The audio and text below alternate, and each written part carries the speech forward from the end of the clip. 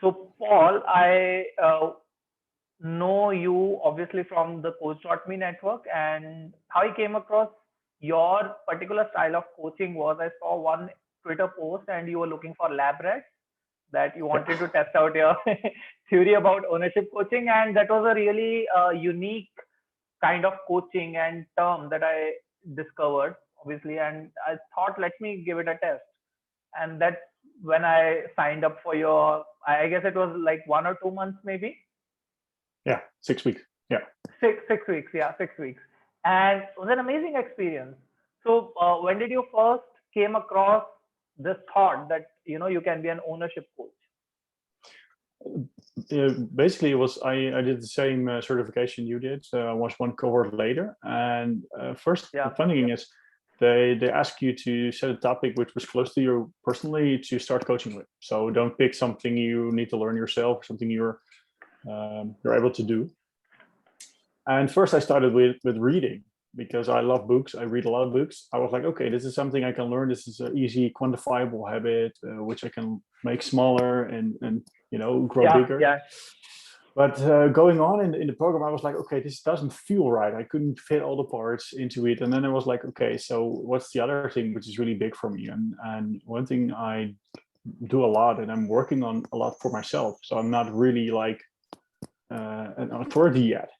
But it was like, okay, ownership. This is it for me, and because ownership was like, I think one of the biggest changes in my life was ownership. It started basically professionally, but from a leadership perspective, and then it went into personal, and now it's something I still work on every day because it's like unlimited, but it's really Yeah. for me it's a fundamental habit. It's a difficult word for being it a habit because it's not like push-ups or something really simple. It's a mental habit, and mental habits are much more difficult um, to get clear, to make them smart, because there's much more going on, and it's not like you can say, okay, I'm 1 minute before 9 I'm going to take ownership. No, it's something throughout the day, multiple response. So that's how I came across ownership, or like say, okay, there's no one doing this right now. Of course, there are people out there who are coaching ownership, most of them traditional coaches. I've had Yeah. one also myself, um, but I thought, okay, let's give it a shot and turn it into a habit, and also make it available on an easier, more accessible way than traditional coaching. Because if you have to talk for someone like 1.5 hour every week, it's not like easy to start with. You have to get over a huge mountain to start there, actually. So Totally makes sense. And I believe ownership is kind of a philosophy. That's probably why it's a little hard to convert it into something like of a habit, yeah, yeah. mindset, or philosophy, something like that. Uh, so you talked about it. Really, it's a really personal thing for you. Yeah. Can you talk about that? Like, when did you, for the very first time, consciously took ownership? And I think it's been a long time ago, actually, for the first time. I think a couple of years back, because ownership was also for me like the word I was looking for. So I think like 5 or 6, no, longer, 10 years ago, I went to my first seminar from a management guru from the Netherlands, Ben Okay. Tigelaar. And he's international, a little bit known, but in Dutch, he's really known for his book, Dream, Dare, Do, which Okay. was actually my first way into, okay, this is something, there's some personal development or you can change as a human. And later on, I think my first interaction with ownership is in the 7 habits of COVID, where you have Hmm. the response ability. So there's a gap between the stimuli and the response. But at that moment, I didn't call it ownership. I call it like finding the gap, and I was working on it. Okay, how can I learn how to respond? And from that point forward, I met my current employer, and he was really working into discipline and workouts and being a Hmm. strong human. And he actually came across the book from Jocko Willink, Extreme Ownership, and that's when it clicked for me. Okay. Like, okay, this is the word I was looking for. Ownership is like, okay, this is the mindset. And from that point forward, I started to learn a lot more, read about it, read about different kind of perspectives. on ownership, and also I think last year I've been coached by an ownership coach, because I wanted to know more about it, but also really needed to took some things to next level for myself. And yeah, for me personally right now, it's not like something I do anymore. It's like it's my lifestyle. It's what Yeah. I'm working on every day. So it's quite a journey from basically a first introduction into the concept.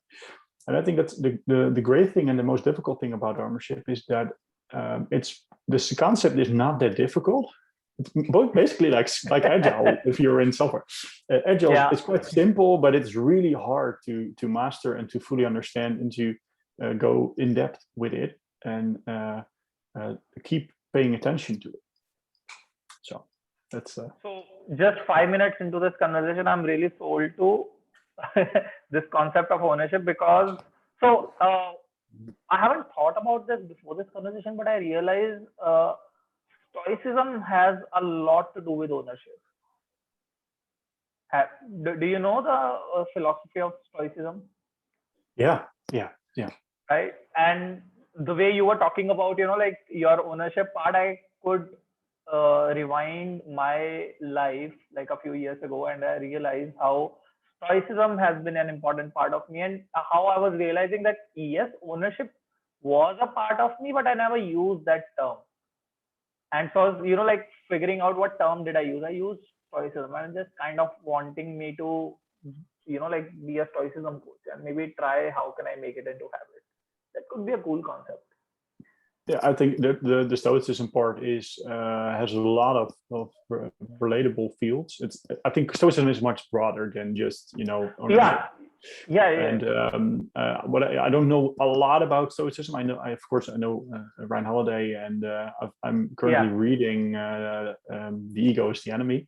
So I haven't finished the book yet, but it's like on my list forever, and I wasn't ever at the time I started. But I need to read it. But I think the concept of like your ego, combined with the principle of victimization, is I think that's where the magic is, and for I think for a lot of change in your life, ownership or some kind of concept around it is super essential. Because if you don't take action yourself and you wait for other people to change, then you have luck, or you can wait for a long time and it's never going to happen. So first of all, Ego is the Enemy, one of my favorite books. That just kind of reminds me, it's been a while since I reread it. So I've read it like 2-3 times, and I should give it a read again. It's a really amazing book. So it actually, so the term ego is not used in psychological terms, but in philosophical terms. And by that, what I discovered from that book was how not to let the results get into my head, and how to spend more time working instead of talking about what I'm working, which is like really crucial. I think that's great. That's a great. Yeah.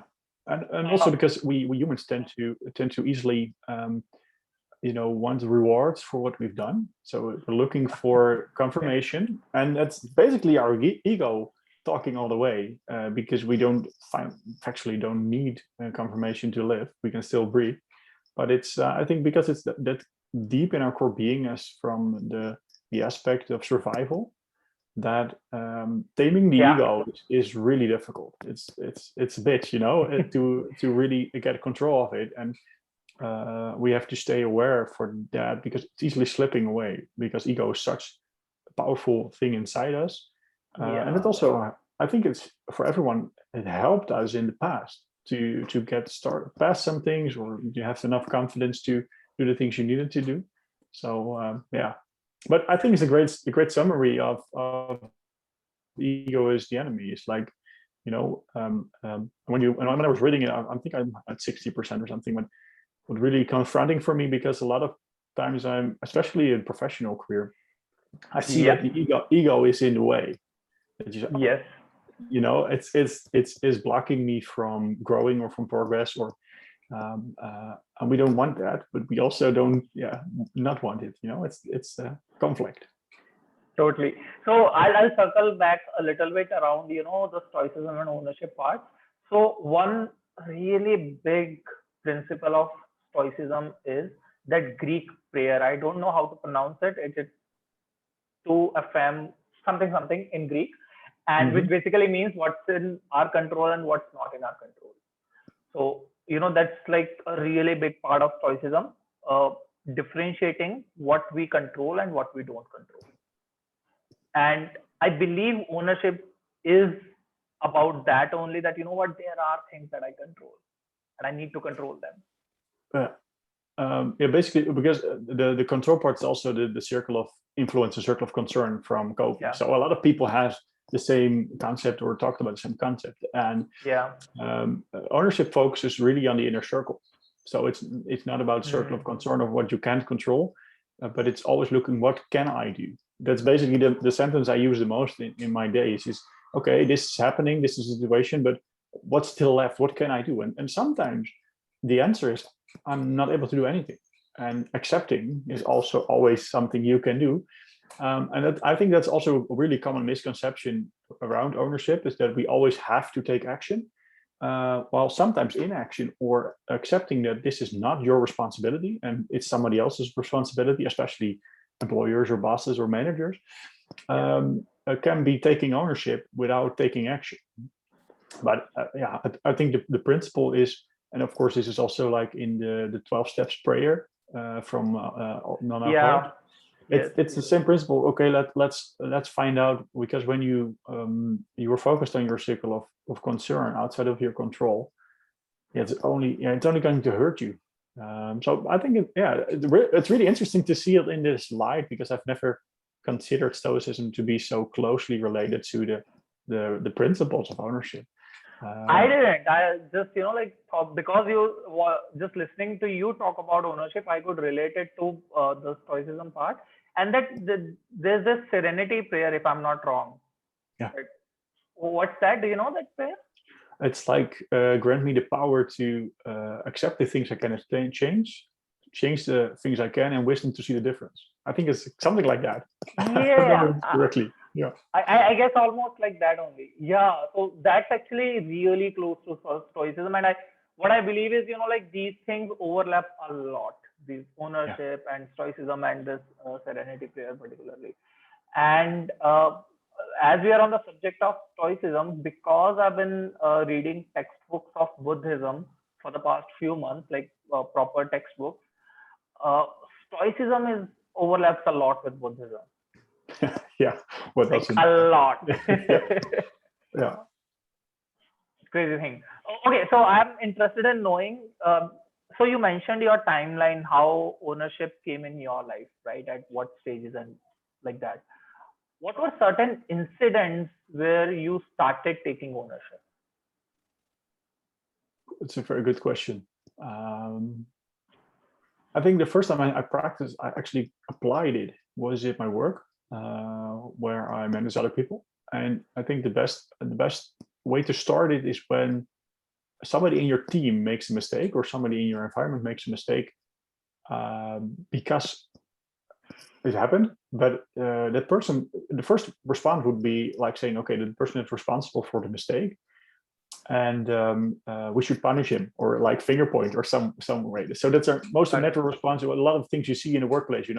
When somebody in a team make a mistake, push a wrong button, it's really easy to make some mistakes sometimes, which has impact. And the first time, what I did was saying, okay, you did that, but it's not your mistake. It's my mistake that I haven't helped you enough to be sure that you couldn't do that.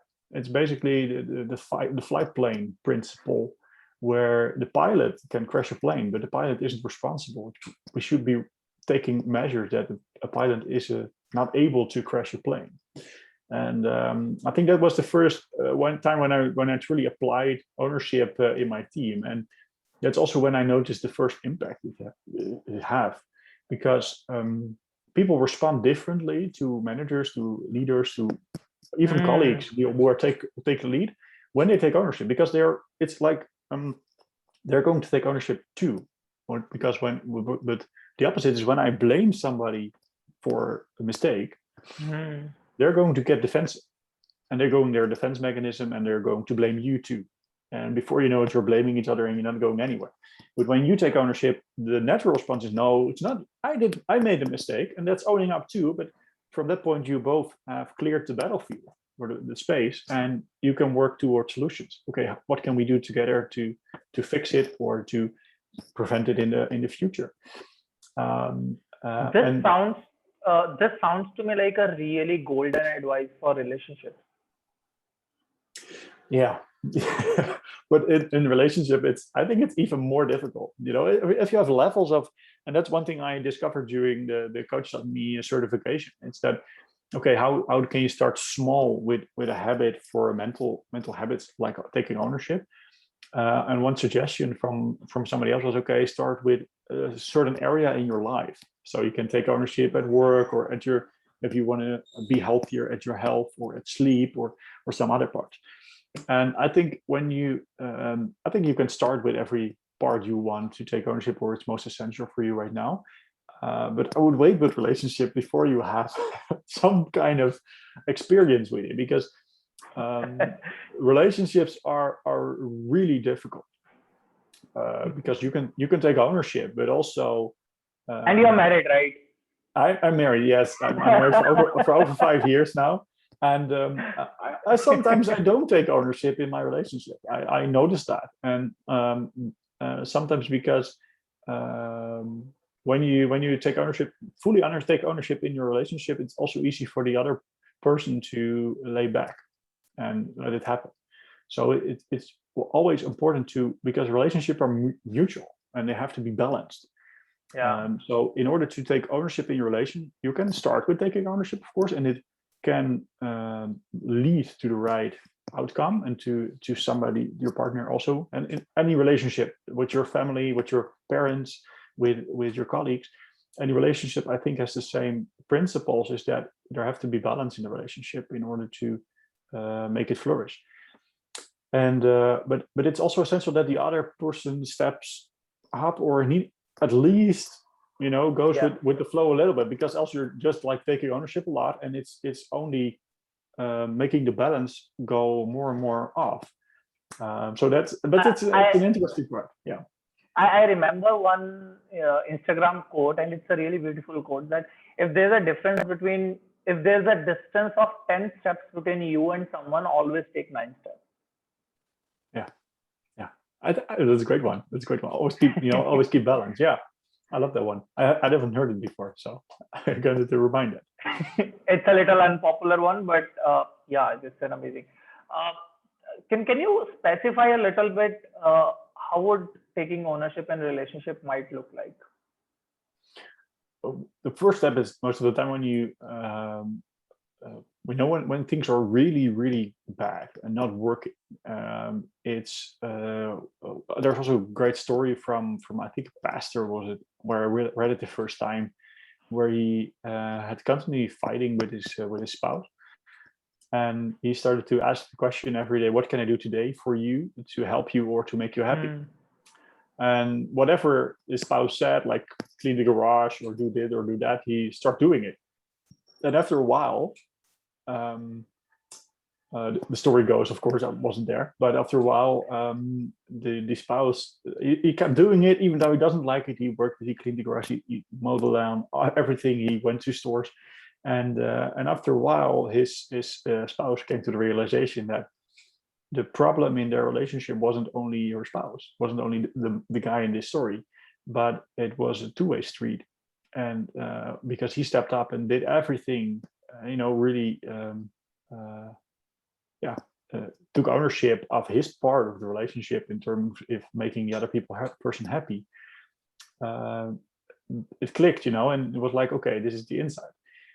And I think that's one way to do it, but also be aware of the fact that if the other person doesn't step up, you're really could be in a toxic relationship, and you're wearing yourself out. And I still believe there's only one person on this planet that you have to make happy, and that's yourself. And if you are happy yourself, You're able to help other people and help them. And there's a great movie about also, like, if you want to be able to help somebody else, you have to help yourself first. And I think that also in relationship applies. So if you take ownership of your life in a broader sense, it will reflect somehow on your relationships, because you're going to respond differently to situations. You're going to respond differently on somebody lashing out on you, because you're like, okay, somebody's lashing out on me. My first thought is, okay, someone's angry at me, and that doesn't make me feel, or maybe make me feel angry, or make me feel depressed. But how am I going to respond? And that's where you can make a decision, and that's basically the essential of ownership. When you decide to respond from an unconscious anger and you're flashing back, you're lost. It's like an endless point. But when you start, like, go on. So what I'm understanding in my language, I just wanted to check once with you. How I'm able to understand is, and please correct me if I'm understanding it in a wrong way. Taking ownership in any relationship would mean, in my understanding, it is like two-step process. Like, step one is, what can I do about it? And step two is letting go. Yeah.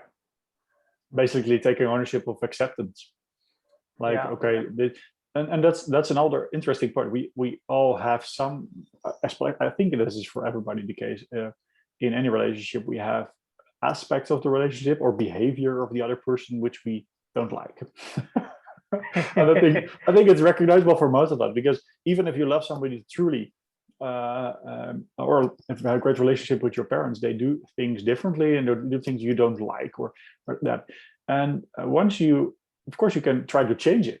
That's the first thing. What can I do to change their behavior, or can help them to change their behavior? But the other part is, like, okay, I can accept it, and I can let them be who they are, and change my expectations on their behavior. So if I expect them to do what I want, it's easy to get frustrated. But if I expect them to do what they want, it's less, okay, this is what they do. It's not frustrating me anymore. And I think that's another great way of taking ownership in relationship, is let the other partner be who he or she or whatever is, and take care of yourself and make yourself. Yeah. So I actually have a personal story. Is it okay if I share about this? So how I kind of figured out this two-step process is, so I really like this one girl 1.5 or 2 years, 3 years ago. My goodness. Okay, so we are also make times fly. We are also counting 2020. So I really like this girl. We were flirting here and there on text and stuff.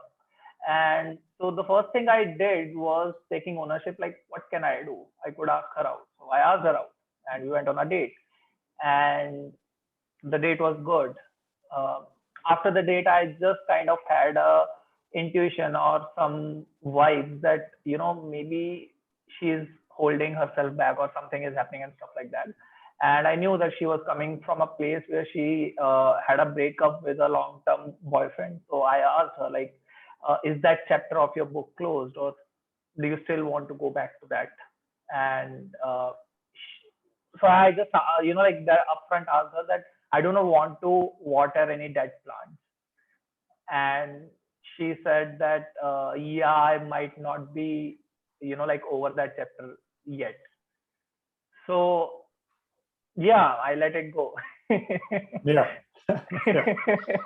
Obviously, we were friends and all that stuff, but that was really smooth for me. Smooth as in, I kind of accepted that, okay, I don't want messy things. I do not want drama right now. And it's interesting, because of course, every situation you can respond in different ways, and it will have a different outcome. And the funny thing is, we don't have a glass bulb where we can see the future. But I think what is interesting is that you took ownership up front of your own feelings, or basically protecting yourself, and making sure. So I don't know all the details, of course, about the situation, but I think it's an interesting principle that you are really upfront about things that are important for you, before, you know, spending a lot of time in a relationship. So But on the other, yeah, but on the other hand, I'm really curious about, have you ever thought about what would happen if you, you know, just said, okay, yeah, I been don't there. going to ask, but I've done, yeah. ask the question like, one option is, okay, is this someone watering a dead plant? What you said. On the other, what you can do is, okay, what can I do to make this plant bloom? Yeah. That's the opposite. There's always two ways. Yeah. So obviously, because I have had like a diploma in, complicated relationships, so I chose not to go Is there. there is there a school for that? Yeah, I'm the director there. Yeah. Yeah. So the plus and minus about all of this now, because like I talk a lot about relationships and stuff, because this is kind of a cute way of me getting some guidance and mentorship in relationships. So the plus and minus things about being clear what you want at this age, like when you're 24, 25, is that number one, both pros and cons. You will not have a lot of drama, and you can actually focus on what you want to focus. It's a really good thing. Mm-hmm. The bad thing about it is, in any party, you won't have any more refreshed stories about how somebody is pissing you off, or Yeah. any gossip about that. So, in this millennial generation, that could be a negative point. But also really interested, because you talked about you reading a lot about Buddhism, and I have, I don't read a lot, but I read some parts about Buddhism, about meditation and stuff. And one story really, got me in the past. It was like a story about, I think from Ajahn Brahm. He was like, when he was in his tent and there were like mosquitoes, and every time he complained about a mosquito, his teacher said it's a teacher, and he didn't understand. And after a while, the teacher explained like, okay, the mosquito are trying to teach you patience. And also I think so. He said, I don't want drama in a relationship. Of course, I think nobody wants drama, but I think complex or difficulties in a relationship is also the part where we grow as humans, because we can. I think I wouldn't be the person I was today if I haven't met the people and haven't met the difficulties, and also had, to overcome problems and to find a way out of situations I've never been in before when I was alone. So important and I think to challenge yourself, it's also important to sometimes do things which are difficult, also emotionally Yeah. difficult, because if you're not growing, and that's you can protect yourself from a lot, but these walls are also locking you in. So I invited Chris Jennings, is one of the coach on coach.me, like a few weeks ago on this kind of a conversation. And his expertise is in relationship with technologies. And I said, if you're good in relationship with technology, you must be good in relationship with humans. So we discussed a lot about relationships. And I kind of, while talking to him, like made a plan or a commitment that this is my plan for the next 6 months. Like I'll have filters that this is the kind of person I want. And if I don't get it in 6 months, I'll just take the first one that's coming in. But till then, I rather stick to, like what I'm planning about. Like I do not want someone who is super complicated, like at this point at least. Or I don't want somebody who's looking for a rebound. So I've done that part in the past. I've been the friend zone guy. I've been the rebound guy, and I don't like being those people. So I was like, yeah, maybe it could be a block, but let me try out for 6 months. Let me see what happens. If nothing happens, like I have so many years to explore this thing. Yeah, that's true. That's true. I think you have your entire life. And the interesting part is, it's sometimes you can. When I was younger, really a lot younger, because I know my partner for over 10 years now, so we're together a long time. But before that, I was really searching, and I know that when I stopped searching, it came across my path. And of course, everybody has their different belief on, God or things like or the universe or something else. But I believe also that if you're looking really hard for the right person, what you think that you want, it could sometimes be something you actually don't need. And Maybe. and sometimes I believe that, okay, sometimes I'm thinking, okay, was this really what I wanted or what I want? But sometimes it's like, okay, this is what I need as a human, and to someone to keep me in line or to keep me on my toes and keep me sharp. And that's there are a lot of things a partner can do for you other than just being in a relationship, So but I'm really curious about where this is going for you, because I love this kind of experimenting with relationship and finding the perfect partner. What I see, what I've done wrong in the past was not being curious, or was not being patient and being too desperate to be in a relationship. So I was like always either flirting with one person or being in relation with one person, and I was never not in a relationship. So this time I'm like, you know what, let me just take a chill pill and let me take a step back and just enjoy what the whole market is doing. Let me see what happens. Let me, like actually make it a little scientific thing. But then again, because logic helps us make sense of the world, helps me make sense of the world. Let me use logic a little bit and see, like these are the experiment conditions, and let me see if I can get the desired results. If I don't, I'll throw in, I'll do some other experiment. It's really interesting. Also, because what did you learn by being not in a relationship after being in relationship after relationship for a while? So my last relationship was in 2019 September, when it when I had a breakup, and then I decided I'll be practicing celibacy. Like I'll stop even flirting with anyone. And it took a couple of months or weeks, because I'm naturally a playful kind of person. There's a little bit of flirt and playfulness in my tone as well. So it was a little hard for me to practice. And for like 1.5 years, like up until last 2 months, I was totally off the market. I decided that even the perfect person come up to me and beg me that come in relation, I'll still say no, no matter how perfect they are.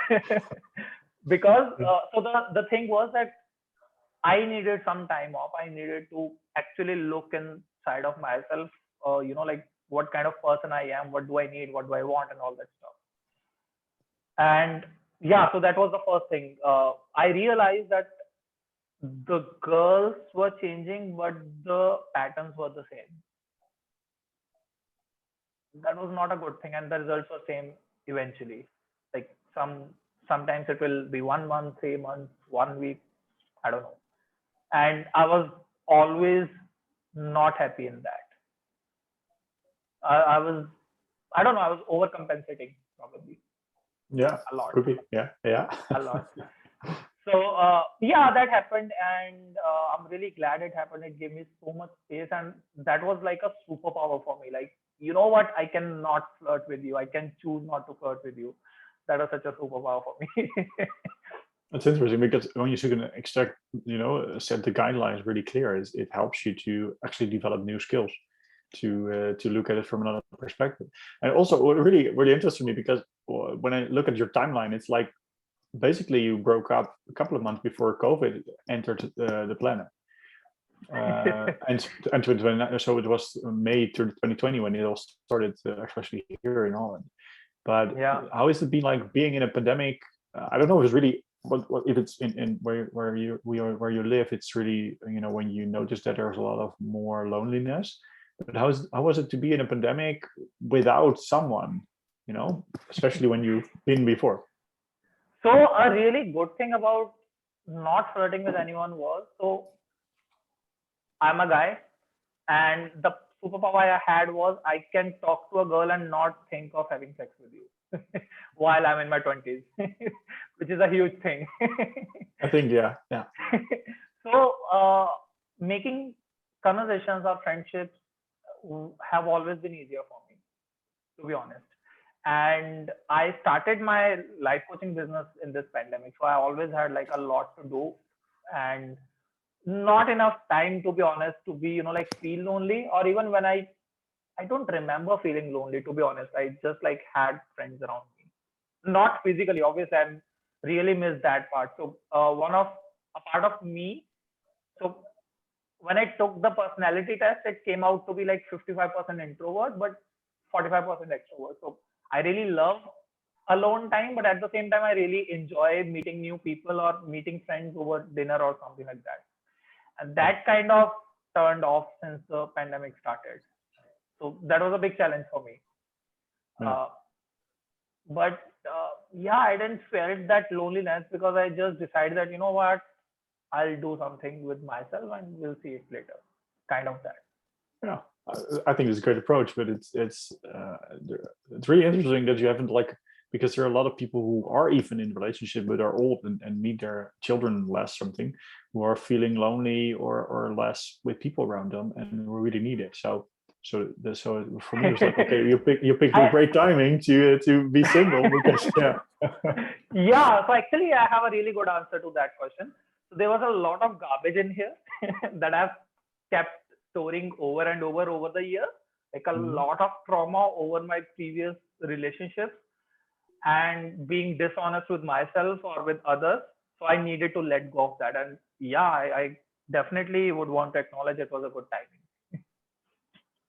Lovely to hear. I think it's great to hear because it's basically you took ownership not of your relationship or your flirting, but you took ownership of your patterns and your own behavior, and like because we are a lot of how we behave isn't who we truly are. We behave the way we've learned to behave, and some really also some like good intentions from parents can lead to behavior which is not desirable or doesn't fit you what you like, you know.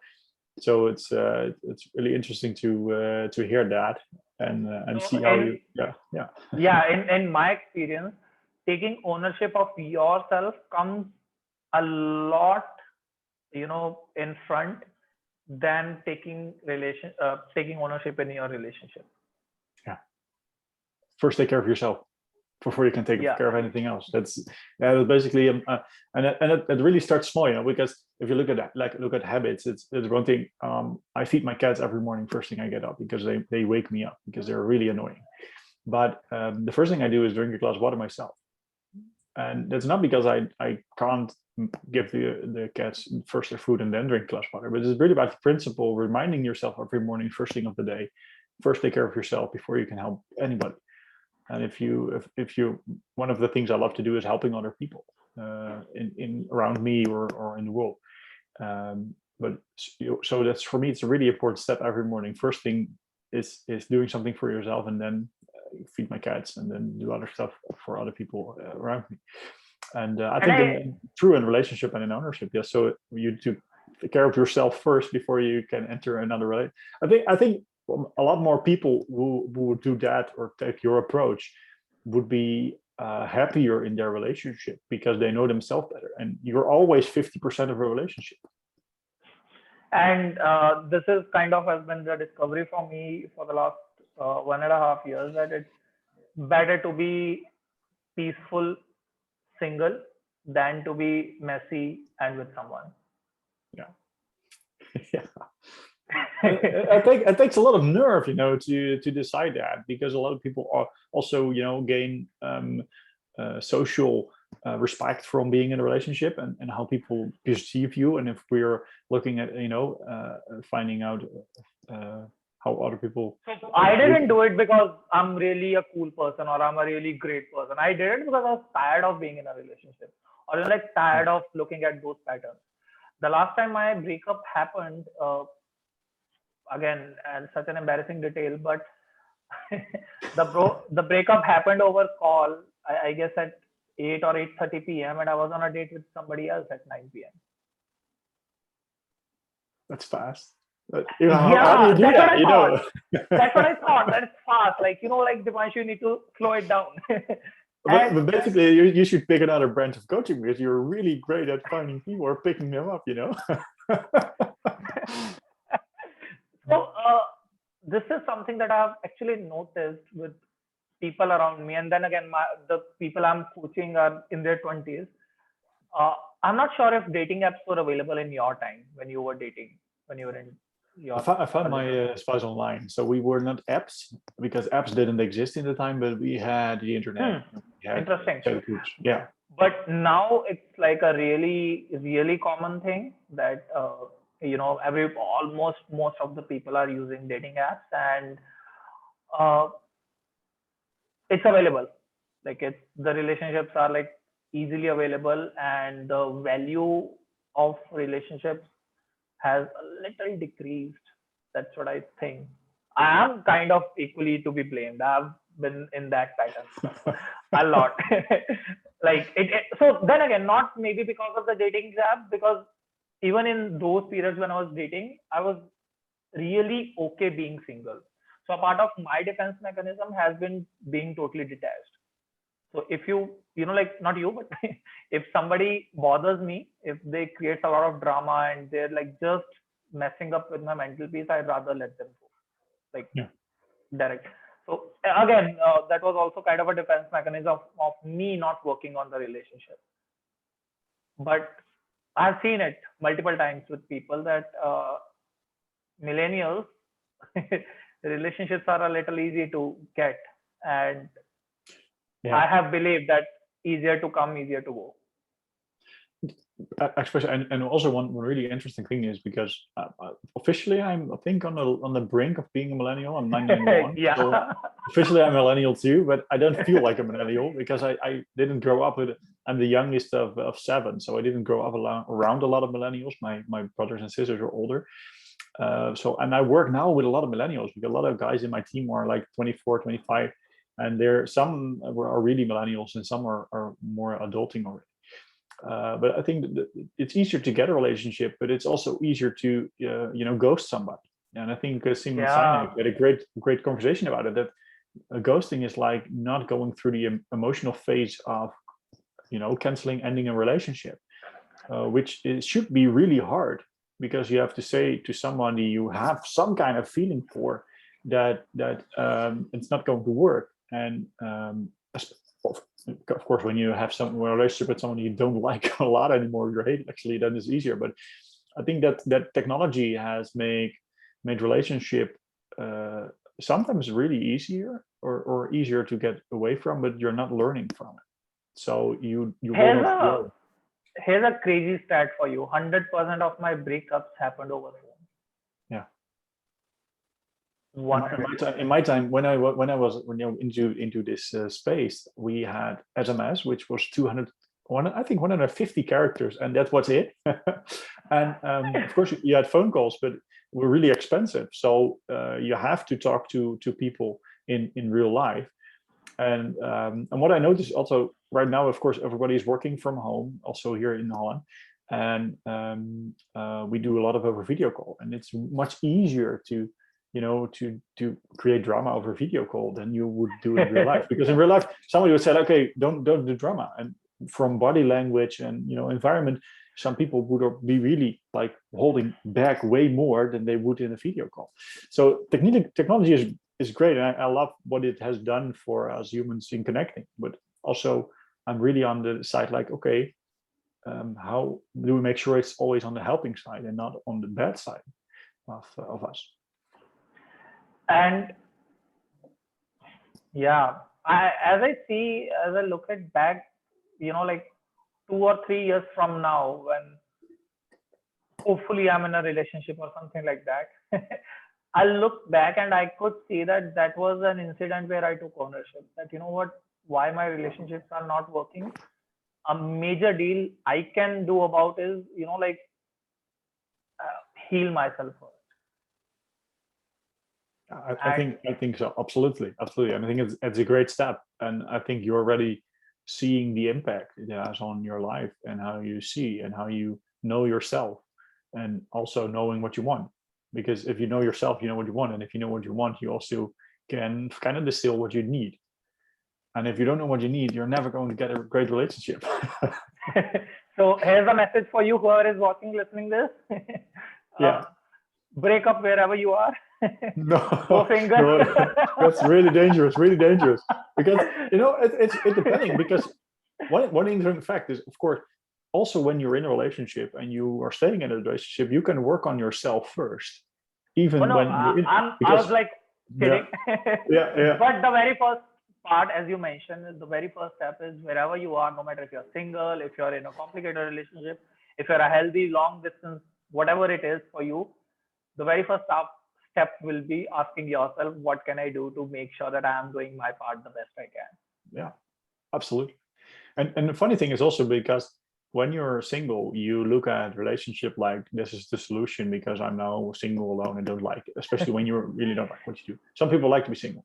And some people who are married are like, okay, it would be so much easier to be single. And I think one really aspect is that to remind forever is like, whatever your status is, you always have problems. And when you're alone, you have alone people problems. And when you're married, you have married people problems. And the problems will always stay and always come. Just like thoughts, we can't really control them. But the most important and beautiful part is that we are able to decide how we respond to it. So every time when somebody would ask me during pandemic that, like you're single, don't you feel lonely? And I would tell them like, at least I'm lonely alone. At least I'm not with someone and feeling lonely. That's a great yeah. I think that also happens, yeah. Because if you feel lonely when you're in a relationship, I think this is a great signal for you to find out why it is and what you can do about it. And sometimes the answer is, okay, this is not the right relationship for me. But sometimes it also is like, okay, I need to learn, or we as a couple need to learn something. And the first step is awareness.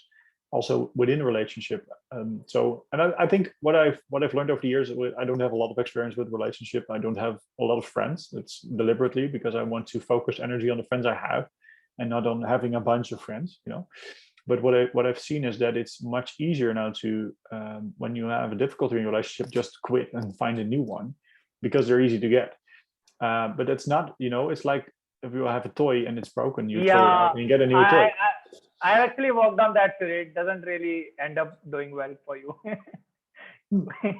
You also don't learn how to, to fix things and to work through it. And I think that the best parts of my relationship were actually after the difficult situations, because you get through it together and you grow not as a person, but you also grow together. And I think that's something we need to articulate more.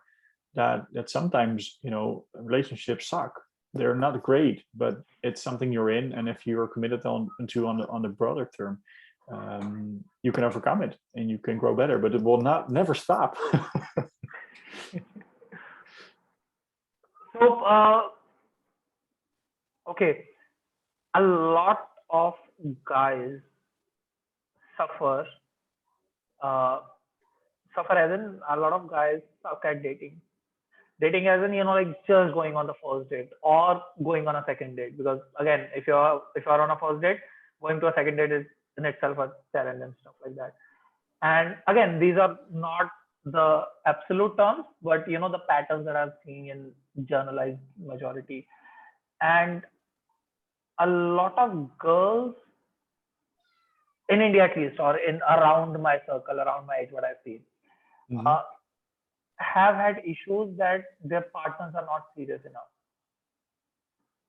stuff like that. But anyways, maybe I need to think a little deeper around this. I've never thought about it, but that was something coming to my mind. Anyway, thank you so much for this. What was the word you said? One word. I missed one really essential word in like their partners aren't serious enough. Serious. Oh yes. Okay. Sorry. But maybe that's not the case. I need to go back and actually think about it a little more. It should not be something that I'm generalizing on the spot. It's really interesting, because when you look at being serious in looking for a life partner, and when you're not serious, I think it's kind of a defense mechanism for people, that they want to protect themselves. Because what it's like when you go on a date, and the first date, and you don't want a second date, and you like the person, you feel like failure. And especially with social environment around you, people don't want to look like failures. They want to look like the man. And like it's like monkey on the rock. And when you're not fully committed, it's easier to say, I wasn't fully committed. But it's basically one great story. My brother, which is now, he was divorced now, but he got engaged on the 1st of April, which is April's Day, of course. My parents' anniversary is on that day. Not kidding. Oh, and the funny thing was, what he told me is like, okay, well, it's really easy. And I think it was a joke, because he was really committed at that time. But he was like, okay, when it doesn't work out, they can always say it was a 1st April day. And basically that principle applies to a lot of people being not serious within dating, because it's like a way out. And it's not like they take a risk and they put themselves vulnerable and let them go out, but they prevent themselves of so much magic by just being with one step in, one step out. That you will never going to be happy that way. That's So my opinion. I actually think that career and relationship, these two are the things where we essentially start taking, we as in most of us, start taking ownership.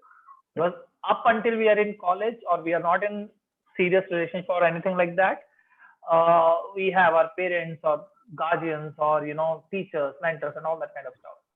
When we graduate, there is almost nobody backing us up.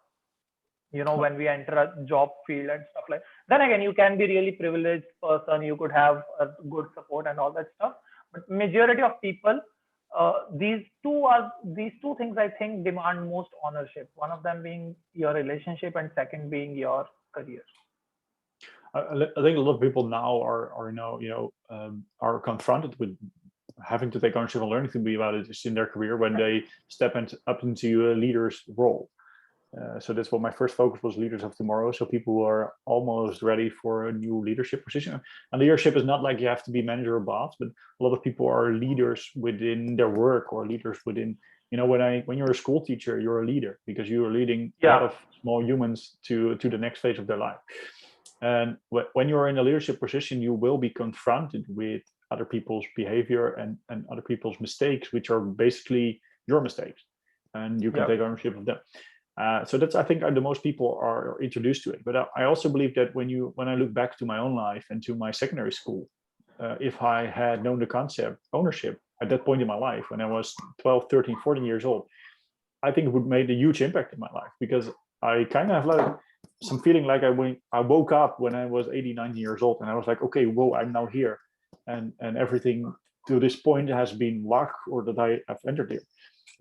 And I think when younger people learn to take ownership, they have so much more impact on their life that they make decisions based on what they truly want or what they want to get, instead of the decisions who are made for them, because that happens a lot.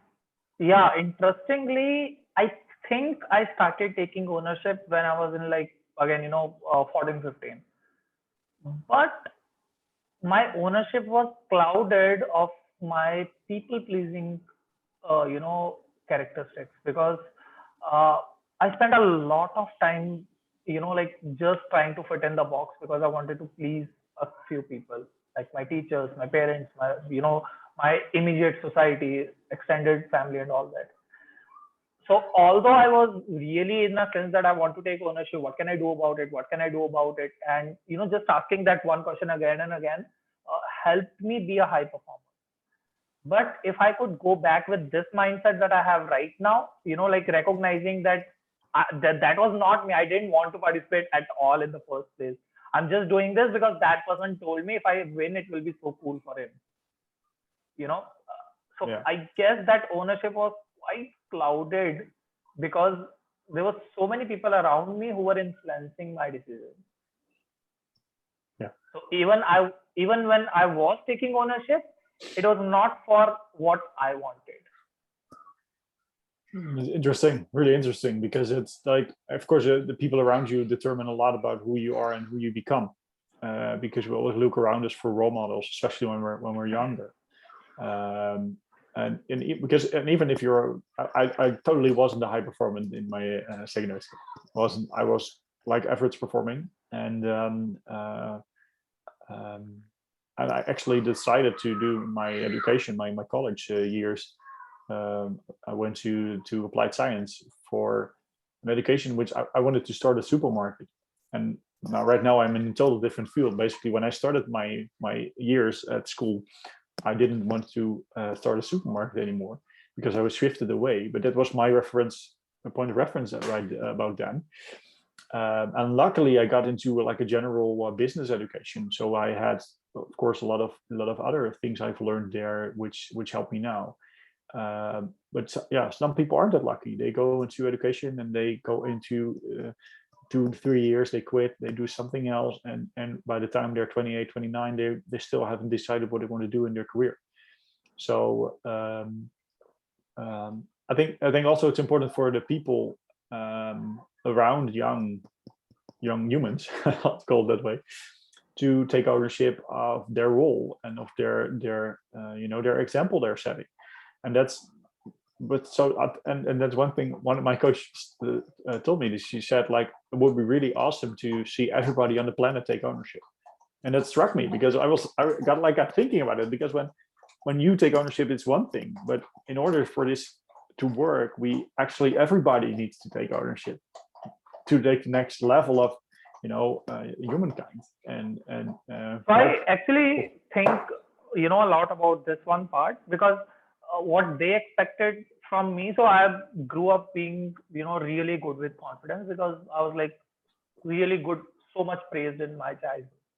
So I always had like a good amount of confidence, like almost always. And people had super high expectations from me. I had a lot of expectations from me. And although it was like, what's the word I can use? So it proved to be good for me in the short term. I don't believe it was, like good for me in the long term. Because probably, like I realized that was just not me. Like it was not who I wanted to be. So yeah. And another meme joke, like Happy Mother's Day to me, to myself, because of all the reparenting I had to do for myself. Yeah. But yeah, that, like this comes to be again to the concept of like, was it in my control, or like, what can I do about it? And now I think the only thing I can do about is, like just let it go and reconnect with who I am, so that I don't redo all those. It's, of course, it's impossible to change the past. So somehow we have to accept what happened in order to move forward. Because last time I was watching, I think I was watching a Spider-Man movie. Oh no, it was like Justice League, the new Justice League cut, and there was like the Flash had a great comment on, right now you are writing tomorrow's history. And I was like, oh wow, it really hit me, because like, of course, everybody knows is you have to be in the now, and right now is where it happens. But saying it like that, it was like, okay, of course, you can't change the past, but you can change tomorrow's past right now. Yeah. And I think that helped me a lot, like accepting and starting with, doing right now and working on the things I want, and accepting, okay, sometimes things didn't happen the way I wanted them, or I made stupid mistakes, or even said the wrong things at that moment. But there's always a moment to take the next step. Sure. And as we discussed about relationships, I want to discuss, the second part, the second life area we discussed, that, probably these two are the life areas where anyone, like, again, talking in general about majority, they would start taking ownership. Like one of them is relationship, another one is careers. Like, because you are always told this is the subject, you have to, like read this, learn this, and, write this in exam, and you'll get a degree, basically, up until you're in college. And then you enter a job, and the dynamics are totally different there. You no longer have friends there, you have colleagues, which is a huge different thing. And bitching about your boss is like a hobby, it's a lunch activity. How would someone start their ownership and accountability there? I think you'll learn about it, because the place of work, your career, is the perfect place to start victimization. So because I think that's most people will enter ownership that way, that they notice that they're blaming other people, blaming their boss, blaming clients, blaming colleagues for their failure, because nobody wants to fail. The most surprising part is that it's the only way forward, but we don't like it. So when you're confronted, or for me, like, was the start of my career, I took some ownership, but I also did a lot of victimization. I changed jobs a lot because I thought, like, okay, going for another job was the solution. But the biggest problem is what my coach told me: when you go to a new job, you take yourself with you, which is the biggest part of your experience in career and in your work. So I think one way or another, somewhere in your career, or you're going to learn how to take ownership, or you're going to have somebody else tell you how to take ownership, or you're going to crash and you're going to get stuck or get overwhelmed or get burnout. Because when you are constantly victimizing yourself, or let people around you try to fix your problems, you're not going to be happy in your work. And work is a big, huge chunk of our time, of course. And from that part, what for me the story was is that I crashed a little sometimes in my career, and then I learned how to take ownership and how to take control from that point forward. And was not like one day, okay, I learned ownership, and the next day I perfectly applied ownership and stayed where I were and learned how to deal with it. I think it's a process also of, okay, getting to know the concept, knowing that you can take responsibility, and from that point moving forward, learning how to improve that, and make sure you will. I think the first step, of course, is awareness. Like I noticed right now when I play the victim, Yes. when I'm not taking ownership, and it doesn't mean I'm never taking, of never being in the victim role ever. Sometimes at the end of the day, I come home or downstairs and I'm like whining on clients or colleagues, and my spouse is like looking at me and like, oh shit, I'm victimizing myself. I don't think it's like you have to be. It is not like you never should be able to be the victim. Sometimes really difficult things happen, and it's okay to sometimes say, okay, shit, this is happening and I don't like it. So for a moment that's okay, but the next step is always, okay, what can I do right now, and what's something I can do about it. It's actually something really comforting about being a victim. It's really comforting in the short term, but it's comforting in the short term. Yeah, it's really comforting. But the question is, do you want comfort? So like I guess it's the same choice between doing what's easy and doing what's right, or like again, short-term gains versus long-term gains. Yeah. I think that's basically where it's all about, because if you take ownership today, it's not going to help you solve every problem. It's something you have to do for a longer time, and then slowly, from perspective of momentum, you will see more impact of it, and you see that you gain more control, and you're like, oh wow, this is impact. And that's from the snowball effect from that forward, is that you learn how to be in control even in situations you don't like. You're going to have situations in your life which you don't like, or which are difficult, especially when you work, because in every company, even if you're working for yourself, there's always expectations and difficulties, and things never go as planned. That's one thing. Planning is beautiful, but it's never going as planned. and you have to deal with that. The funny thing is that we still respond to work, even though we say we're rational or we're doing business decisions. We still respond from an emotional feeling, because it makes us feel a certain way every situation that happens. And especially in business, we are not evolved enough sometimes, I believe, to handle business as business, because we still are like really stressed up about our job and about what our employer thinks of us. Like we even get like fight or flight responses, stress from a client who's angry, and at the beginning of my career, I was like, oh shit, this client's angry. I really need to fix this, and really stressed, and heartbeat, and all the symptoms. And now I'm like, oh, client is angry. This is fun. This is something we can do about it. And teaching that to my colleagues right now in the company in communication and how to respond to angry clients really makes me on the top foot. Okay, this is kind of where the magic is in business, that everybody is doing it. Nobody knows really how it works. Yeah, and let's talk a little more about you are taking ownership, but there's corporate politics around you. Yeah. What do you do in that case? That's really interesting. Of course, you still try to do whatever you can, and the bigger the company, the more politics and corporate is. But also, I work in quite a small company. We have 15 people. Let me ask you right away. Yeah. Doing what you can does not mean get involved in politics. Sometimes you like so sometimes taking ownership is getting involved in the politics and trying to change them for the better. If you truly believe that the politics are wrong or preventing you from adding the true value, because most of the times it's clashing when you want to add value for a client or want to add value for a colleague, and the politics actually prevent you from truly doing that because of politics. And sometimes politics are for the right reason, because it's not like all politics are bad.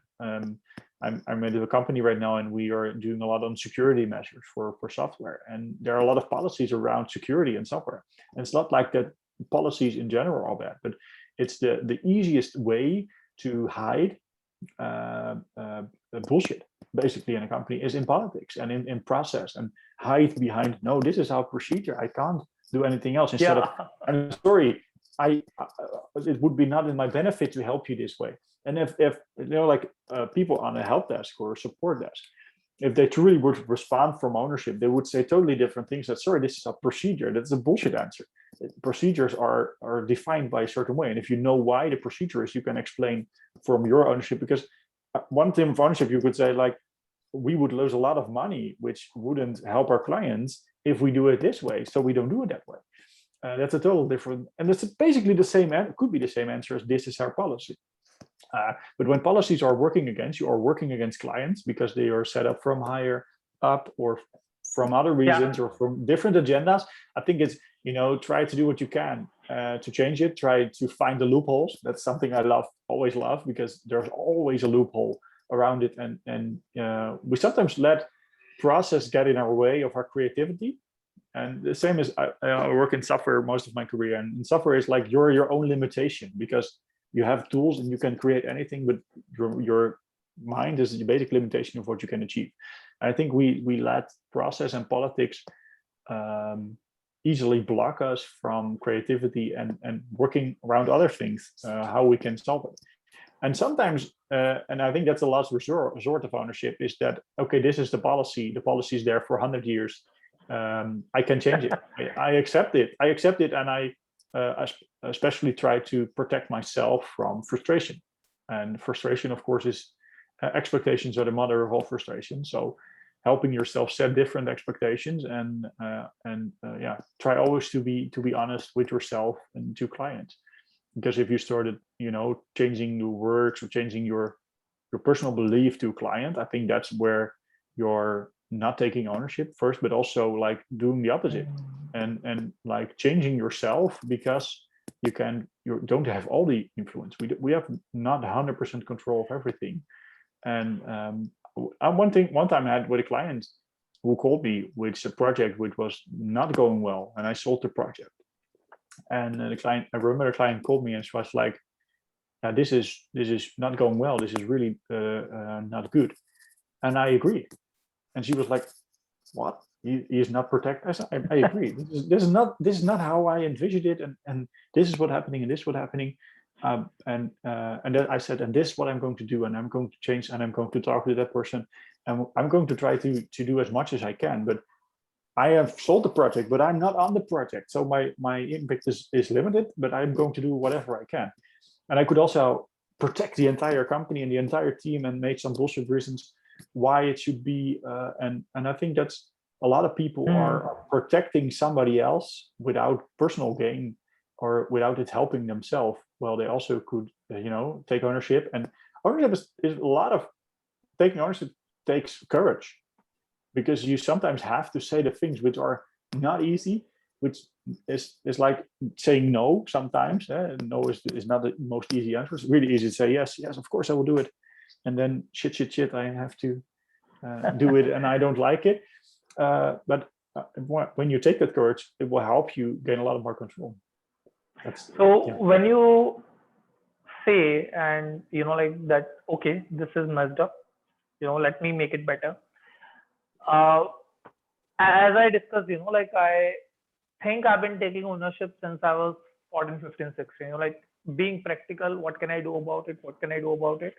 So I have always had that kind of a mentality or mindset that, like, it's really young, especially. Yeah. So like I mentioned, those society people and parents really helped me get a lot of good stuff. But somewhere deep down, I always feel that, like there were a lot of things that I didn't want. A lot of things they did were like, most of the things they did were really good. Anyway, so like, so, coming back to the point. So one thing that I learned was to self blame. Now it's a really good point in a lot of cases, but over the time I realized that it's not really a healthy, a healthy practice. No. And there is, I think the summary of taking ownership from the book of Jocko Willink is there's no one else to blame ever. And that includes yourself.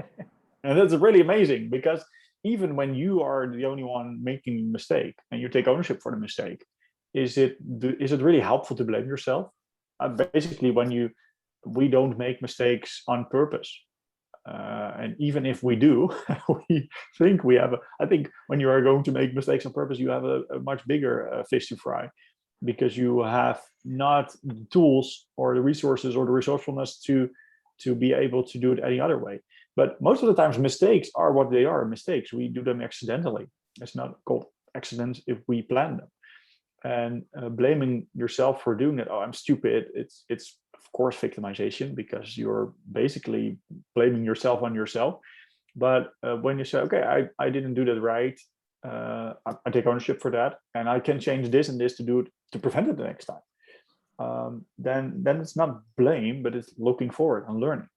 And self-blame is just not helping yourself. It's like basically bashing on your own skull for not being the perfect version you have to be, without accepting that the variables or the situation or the thoughts or the things you need to know in order to do it right are available for you at that moment.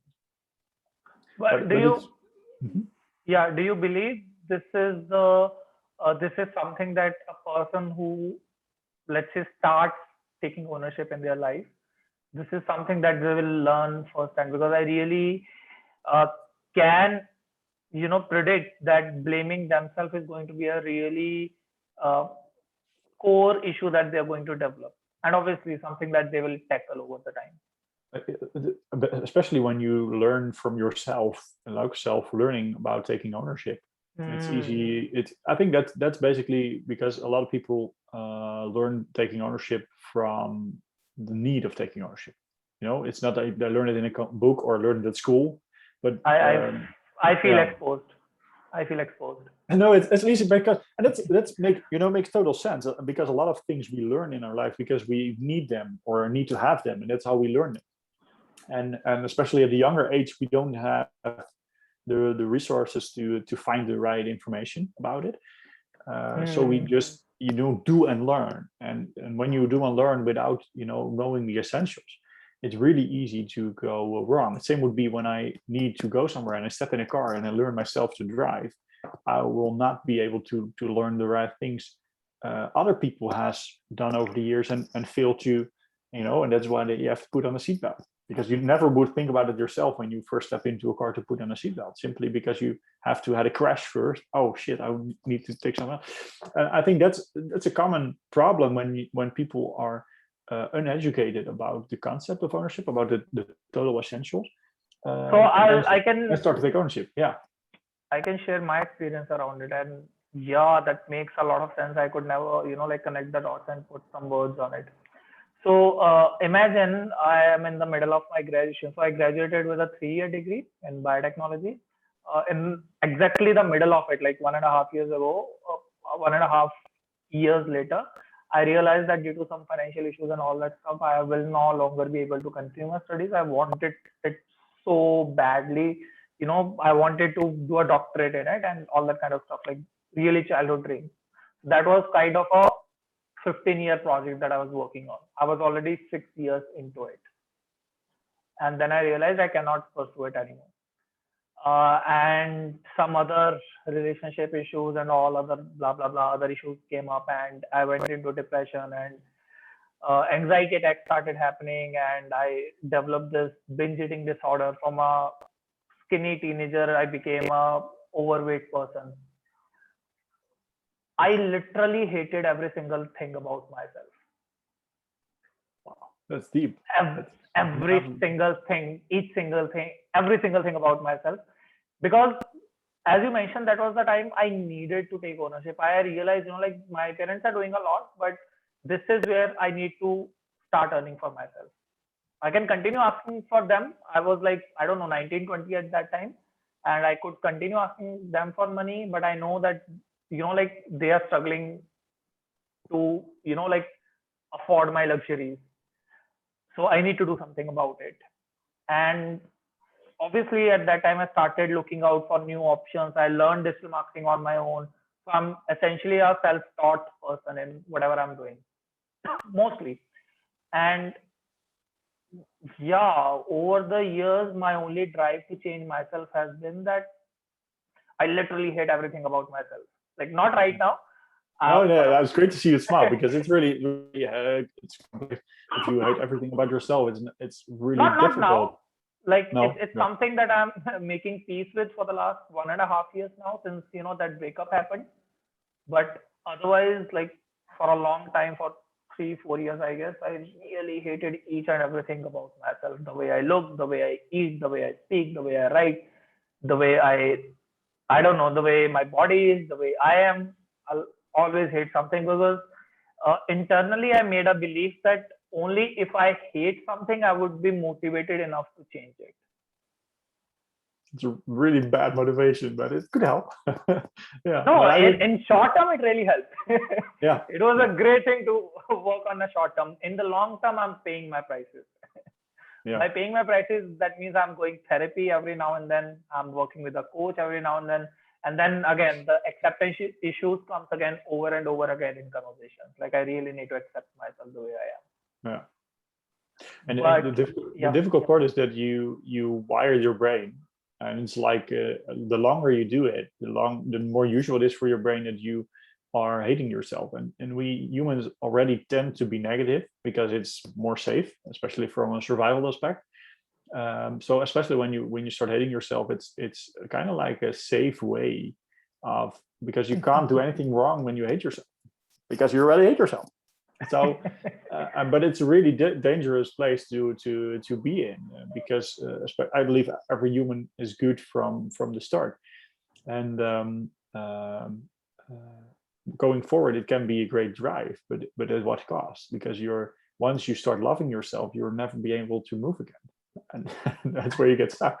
So it helped, like maybe helped you get some parts in your life, but you'll never get to the end, essentially, because you're using fuel which is not always available when you want to be so, happy. so then again, and the way I behaved with myself for those 3, 4 years, it was at a really big cost that I'm paying even now.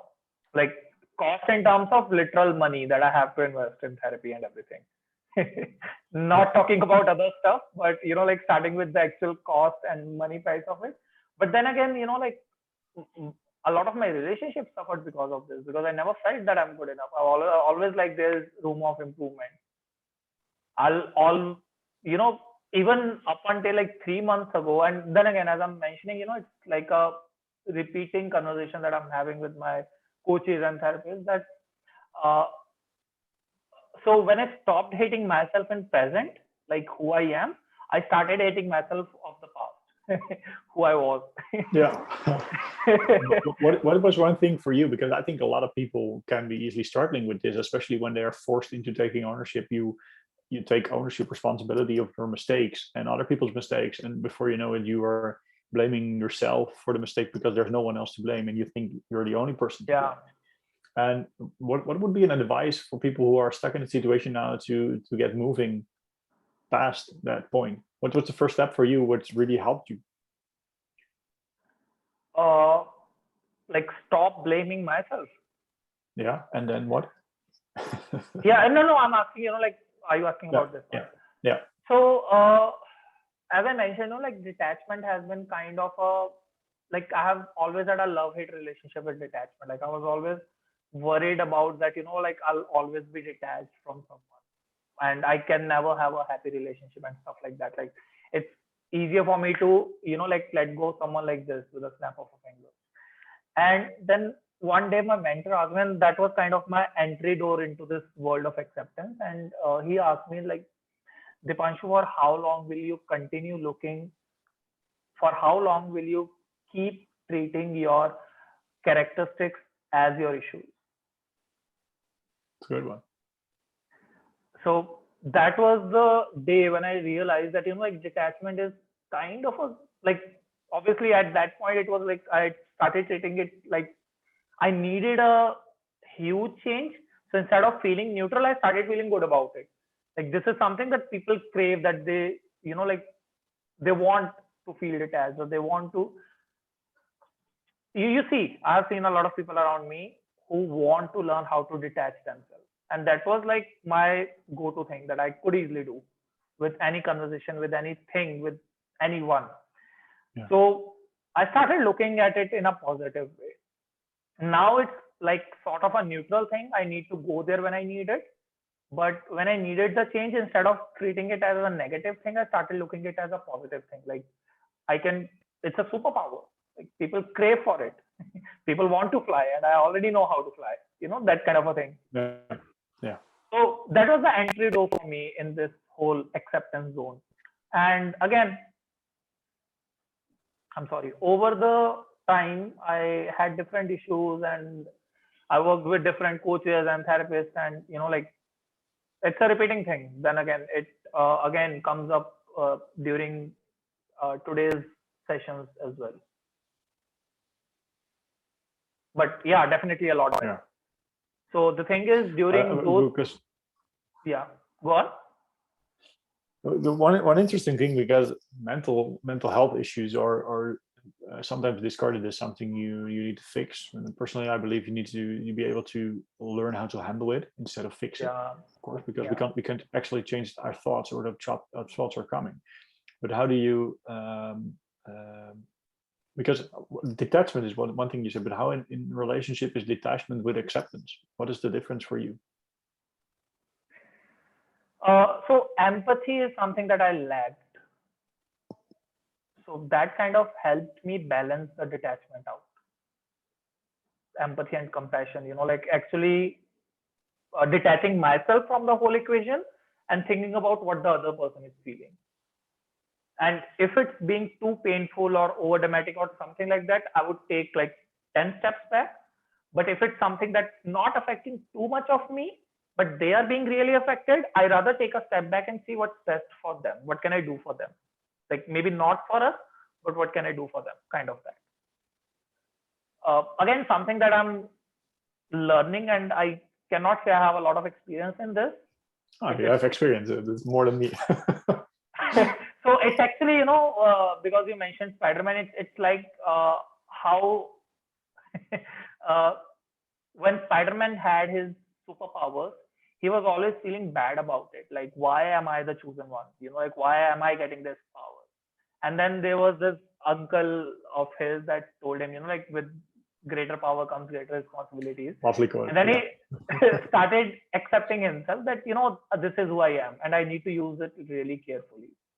Yeah. And I believe I'm going through that phase. And also I like being compared to superhero. Yeah.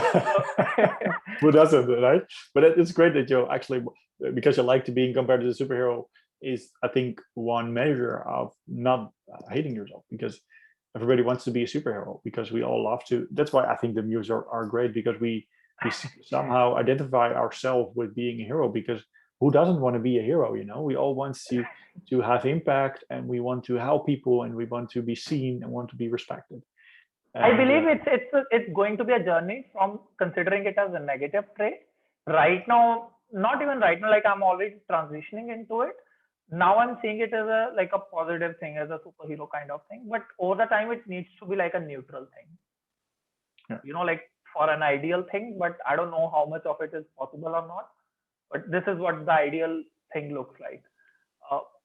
That was, like my case. And I actually hated, I don't know whom. I had a lot of hate and anger that, I couldn't fulfill my dreams, and like at that time. And then again, over the time, I realized that was not my dream in the first place. So that kind of cooled down a lot of things. But it was somebody else's dream. Yeah. It was somebody else's dream, and I don't know. So yeah, so there's always plus and minus of everything, even if you have bad childhood or a good childhood. Yeah, it doesn't have to be like people have a great childhood. And also a really interesting story, because I came from, my father was a postal guy, so he brought around the letters, and he did that his entire life, and he quit working. He went retired a couple of years ago, and he did his entire life. And so I've always learned to earn everything myself, every euro. My wife comes from a family where my father-in-law has a company that is good. So one thing I learned from total different perspectives of one thing in life, which is money, of course, is that getting brought up without money doesn't feel great, because you don't have the money to spend it. But it learned me how to earn money and how to work for it. Instead of a lot of people I see who have had a great childhood, had everything they wanted, but they haven't learned one essential skill: how to make money and how to work for it and how to grind. And now they have to learn on a later age how to do that. So I think nobody has a perfect upbringing. We all have at one aspect we need to compensate it in later life, and so everybody has. And that's, I think, and that's the total comparison. I think world right now, economy, I don't know, but we're all comparing ourselves to the people on Instagram and to their perfect version, and we try to be that.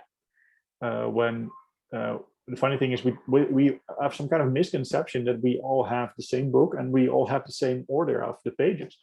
And I believe in, like, okay, toss out all the pages in the book and see where you are and see what you're missing, and that's your story. And the way, I think there's not like a better version or wrong version of being where you are. It's especially order, because some parts in life I already have been, but other parts in life, some people who are younger than me already have been, and I haven't been there. And that's okay. It's not like I'm further, because I have a different route. And I think one thing for that is that your childhood or your upbringing is not like perfection. It's only determining which pages you already have seen, Yeah. and which one you haven't. So So here's an interesting. So I really am enjoying this conversation, because so in my life there are so many incidents that I was not able to label them or use them as a story or something. But talking to you particularly about ownership, I see how that has been the case in a lot of stories. And I'm not talking about this in terms of that I'm boasting about it, but there has been one successful experiment that I did. So I remember, like I mentioned, my last breakup in September 2019, and I was really frustrated and really unhappy at that moment. And September is my birthday, 24th September. So I you still usually remember. spend. I still remember. I still love spending my birthday alone. I usually do not pick up calls for first half of the day, no matter who's calling and all that stuff. I'll just, like my phone is on silent. And if possible, if it's not COVID, I like to travel somewhere in hilly area, somewhere that's peaceful and, it's fresh air. Hills are not too far from here. So I remember going to Dharamshala in Himachal, where there is, Dalai Lama and all of those Buddhist monks. And I was traveling on my birthday, and I went to that temple, and I didn't know you could see peace on somebody's face. I always thought that was something you could only feel. But people were praying there, and those monks there, like I could see peace on their face. That was a huge. I was like, I want that thing. I don't have that thing. I want that thing. So here's an interesting experiment I did.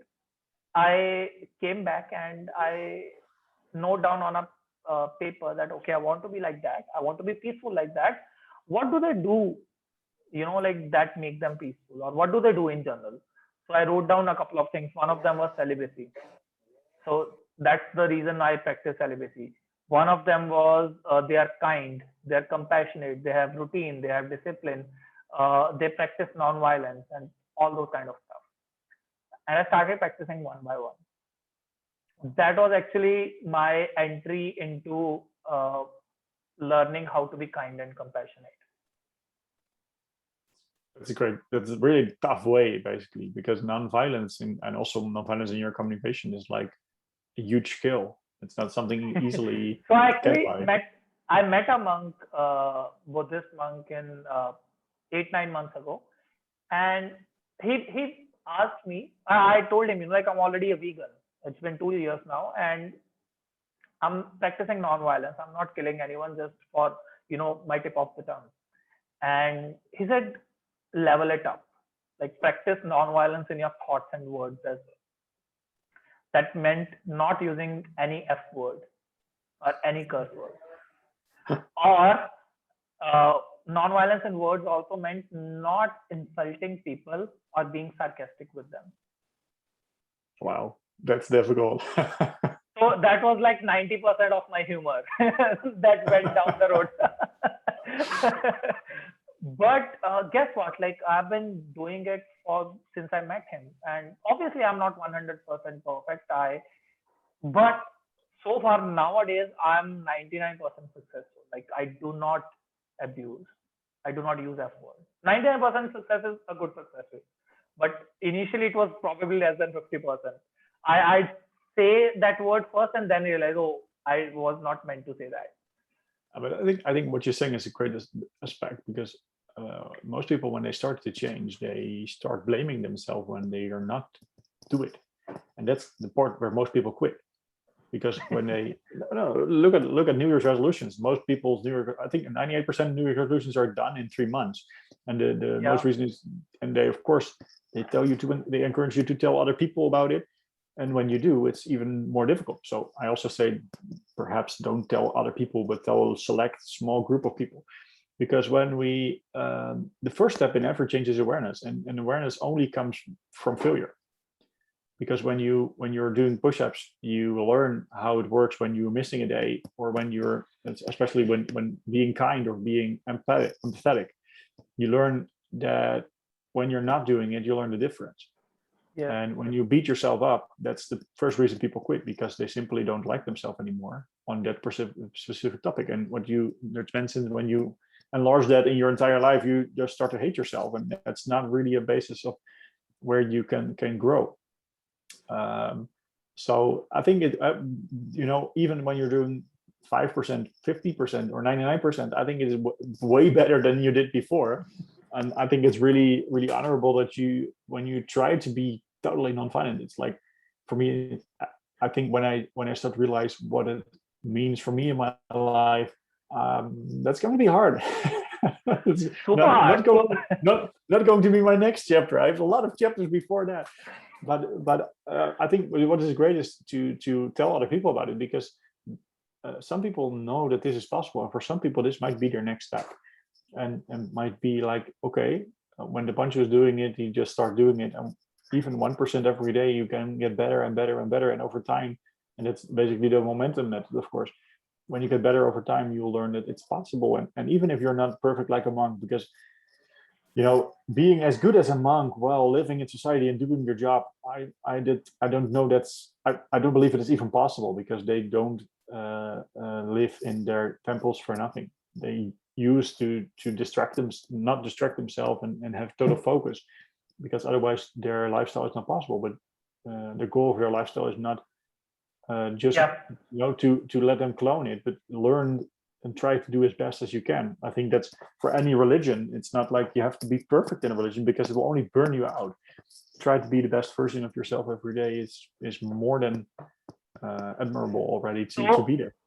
The impact of that has been, because like, then again, as I mentioned, I started with probably 50 or 40%, like, not so if, let's say, and I used to have that habit of like using F or C or B or those kind of words every other sentence. So I was speaking them a lot, obviously more than 100 times a day. So it started with like less than 50, like that was so I believe a majority of shift happens here.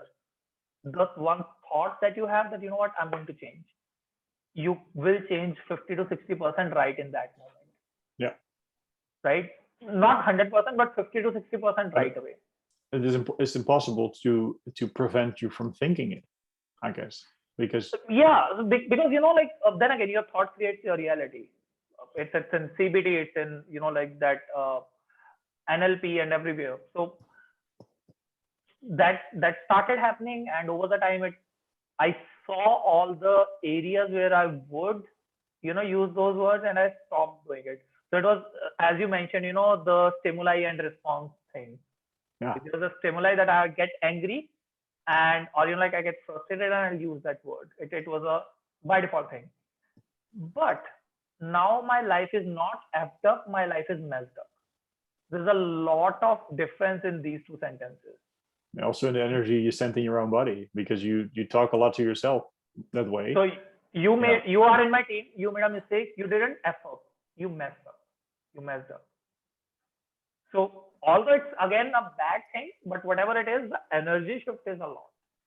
Yeah. How you feel about it. So it's something that's going to be super hard. But again, I really love challenging. I love experiments and all that stuff. So I did that, and I'm so glad I did it. People usually make an excuse that like you don't need to pretend something or do that, or you don't mean it. Like if you don't mean it, why are you saying it? True. If it's a negative word, why do you need to say it? But yeah, interesting experiment. Super tough, super interesting. Really, what really hits me is that a lot of things in changing your life, even if you're working on your kindness or working on being a better human, or working on ownership, it's a lot about rephrasing. So at first, it's impossible to stop a thought, because your thoughts arise from a situation, and it made us feel some a certain way. But I believe when you actively decide to not act on the thought, and rephrase what you would like to say, or even say it out loud, and then, oh wait, I rephrase it. Especially with I did a lot with victimization. When I speak out victimization, and like, snap, okay, there's victimization, and I'm so sorry, I rephrase it from ownership. And from that point, we also learn ourselves, and also train the mind to have less of those thoughts. So because around so around that victimization part, the next level that like I've been experimenting and learning about non-violence is non-violence in thought. That would mean no judgment or no jealousy, because like judgment is a victimization that you understand. So yeah before we go there, one progress that I have experienced in my thoughts has been that, so when I started not saying curse words, in the start I would still say sometimes, like I'm really frustrated. It will come out of my mouth, and then I realize, oh, this is what has happened. But after certain times, it was all only in thoughts, and then I had a mental check that, okay, do I want to say it out loud or not? And over the time, even my thoughts with those words started reducing. Yeah. It's not gone. I still have a lot of efforts in my mind rotating. I think it's impossible to totally eliminate it, because our thoughts are. I totally believe it's going to eliminate like 90% over the years. Yeah. I think we can rewire a lot. Yeah. I genuinely believe monks do not think F words in most of the cases, like 95, 99%, because of the years of training that they are going through, or years of practice that they have gone through. Yeah. Like nowadays, even for you, I can pretty much assume, I know that you may still victimize yourself a lot, but 90-95% of the time you will take ownership in the very first instance. Yeah. Maybe it's 80% or 90%, whatever is your case. But what I'm feeling is, over the years, with more practice, it gets better. Yeah, and it's also like a progressing curve. The first 60 to 80% is easily achieved, but going to from being fair enough to mastery that takes years.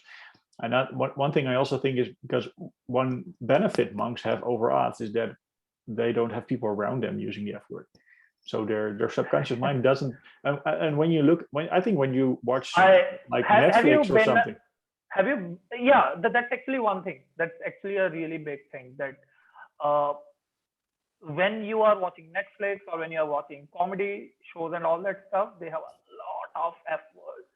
A lot of of comedy sharing. has a lot of, like, again, sarcasm, insult, and, a lot of, I don't know, non-vegetarian jokes and all that stuff, right? Uh, but one thing I realized, so as I mentioned, like I met this one monk. He is like really nearby, I guess 10, 15 kilometers from here. Uh, he uses Facebook, Instagram, and everything. He goes live every day on Instagram and meditates. He has a good Facebook channel, and he has published, I guess, 6 or 7 books. So I'm totally in the belief that that was in the past when monks were totally cut out, but now it's kind of a reaffirming fact that even when you are surrounded by all of these things, turning those shows on Netflix is totally your choice. Yeah, absolutely agree. Yeah. Like nobody's coming to you to type in porn sites for you. It's totally your choice.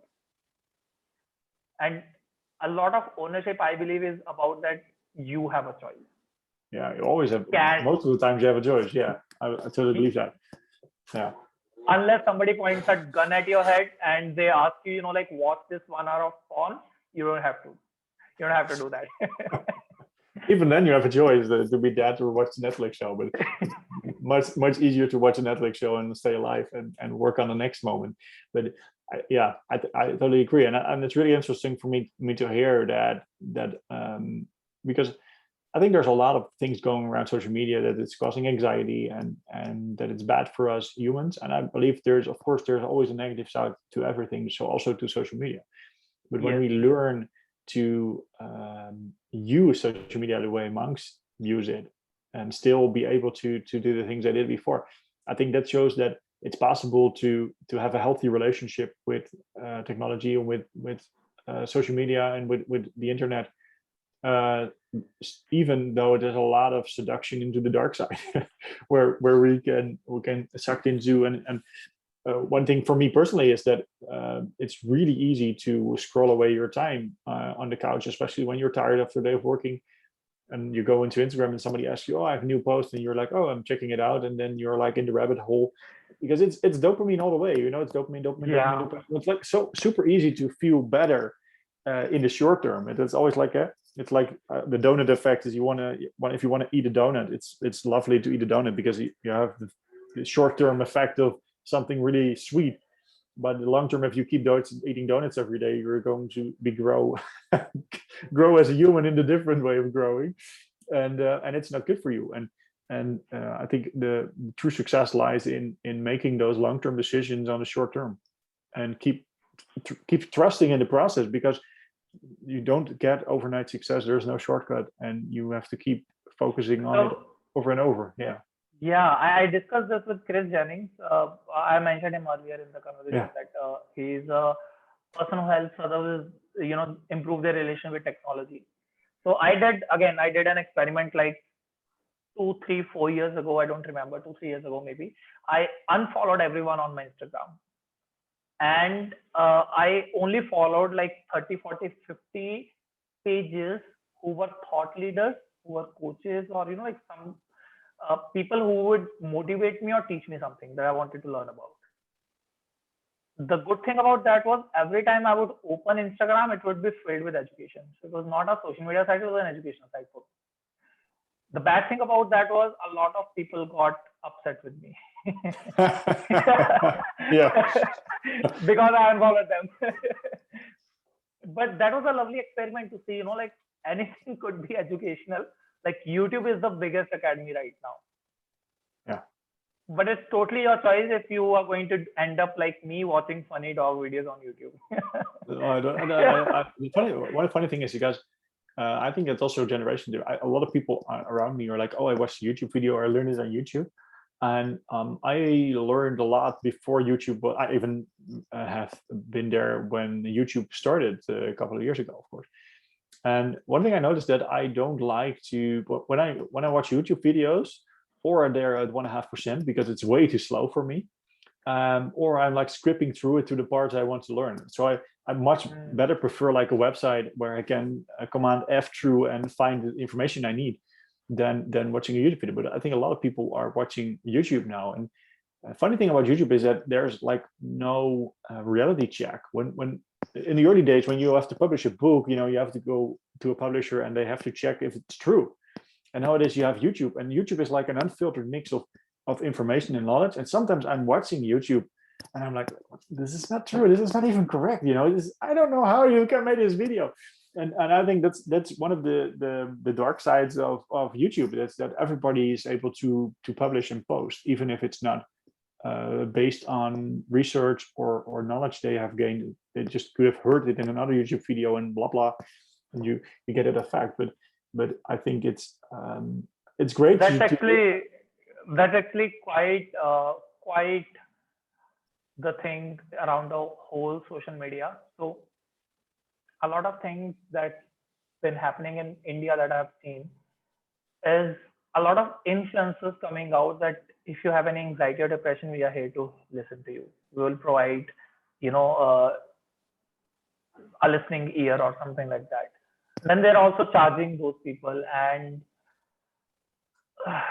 they don't understand that you need to actually go through certain training in order to help mental illness. Yeah, it's quite a big ask I know people are close by who have been through therapy a lot, and so I know quite some stuff about it. I know, of course, because most of the principles of ownership are based on cognitive behavioral therapy. That's the thought, situation, thought, and emotion decision part is from cognitive behavior. But in order to, when somebody asks me, I have mental health issues and do you want to coach me? I don't want to like to easily go into that. Like, okay, yeah, of course, no problem. I would say, okay, where are your problems? And do you already have help, or are you helping yourself, or do you know what?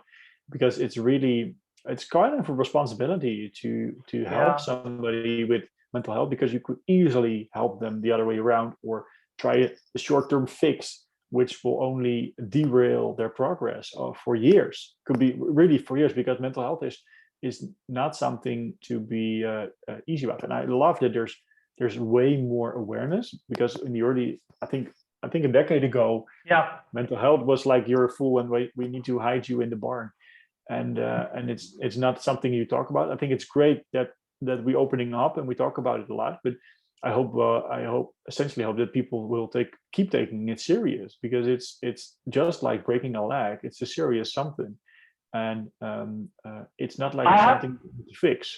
I think that's the most important thing to bring out there. It's not something you need to fix, because it's impossible to fix having thoughts. It's important to learn how to respond and handle it. I actually, so my area of expertise is in emotions, and which is really close to therapy. But then again, I'm a coach, I'm not a therapist. I make that really, really clear. And I use coaching-based principles, all the models that we have learned, habit coaching and all that stuff, in order for, emotions and anxiety and all that stuff. But the first thing I make sure is that you don't have clinical anxiety. If you are even using the word depression and, like anxiety, let's refer you to a therapist. Yeah. And I refer a lot of people to therapists. I actually joined an affiliate program because of it. You're making money out of it. Yeah. I'm like, why not? Because, like I have personally worked with, I guess, 2 or 3 therapists only, and they are brilliant at what they do. So I refer people to them. And therapy is like really affordable in India. Super affordable. It's like $10-15 a session. Oh, wow. Because even in India, really affordable. Like online therapy, not the offline case, but online therapy. It's much more expensive here. The best part is in Holland. It's expensive everywhere. In India, because of the rise of the mental health act, like it's getting a lot affordable. So $15 for a session is like quite affordable. Yeah. Okay, I think that's great, because we have a really great healthcare system in Holland, but a lot of part is based on it's part of the healthcare system. You don't have to pay for it for the first 6-12 sessions, I guess, but after that it gets quite expensive, because there are senior professionals who have quite an education, because you need to be a psychologist. Is like Yeah. you go to school for like, I think around 6 to 8 years, and it's not cheap. But I also, and that's something I'm personally working on, is that um, for some people, going to therapy isn't the solution for them. And No. and also No. with depression, of course, I don't want to treat depression, because I think I'm not capable of helping someone with depression, but I can help someone take ownership of their health and move every day.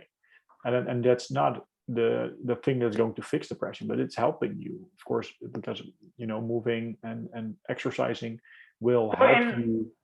in those cases, probably how I have, again, I haven't had a chance to work with any client like that, but then I have, like, my tools and tricks ready for that. That, like, they have to sign a contract that their therapist allows them to work with a coach. Yeah.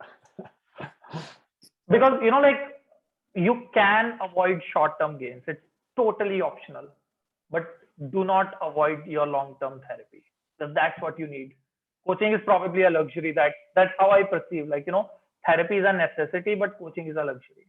I think both are necessities, because what I believe a lot of people know, and it's really interesting, because I've had a coach most of my career. I run into it kind of accidentally, because the guy I was graduating, the company I was graduating, was a coach himself.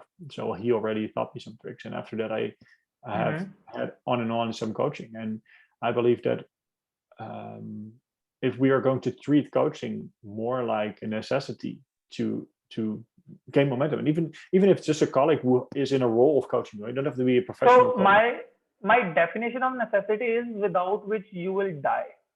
Okay. Like, That's water is a necessity or air is a necessity. In that terms, you will not die if you don't get coaching. You will probably hardly survive, but you will still survive. will But still you will, survive. Yeah. But but the you will question is, actually, do you truly live? yeah. That's the other For, position. for if you want to grow, coaching is like Yeah. 100% mandatory. Yeah. But if you are okay living a mid-sized average life, you can avoid coaching, but never avoid therapy. I'm not a therapist, but I promote therapy a lot. Like, Yeah. do not avoid therapy. One thing which is really making is curious for me is that people who are having a bad day right now easily use the word depression. Yes. Yeah. How do you feel about that? So then again, like, that's why whenever somebody texts me that, like, I have anxiety, I tell them, like, let's get on a call, let's discuss. And I'm not coaching you or anything. Let me just understand what you're going through, because I have had anxiety. Let me see, where you are, and if I'm not the person to help you, let me directly refer you to somebody. But if I can help you, if your anxiety is only because you're not able to go to gym, let me help you in that. Yeah. But if your anxiety is deeply rooted, that's like you have an anxiety disorder, you're having anxiety again and again, multiple times a day, panic attacks and all that stuff, I'm definitely not the right person to help you. But then again, I could be having one conversation with you, I could share my experience with you, and I can definitely, like, refer my therapist to you.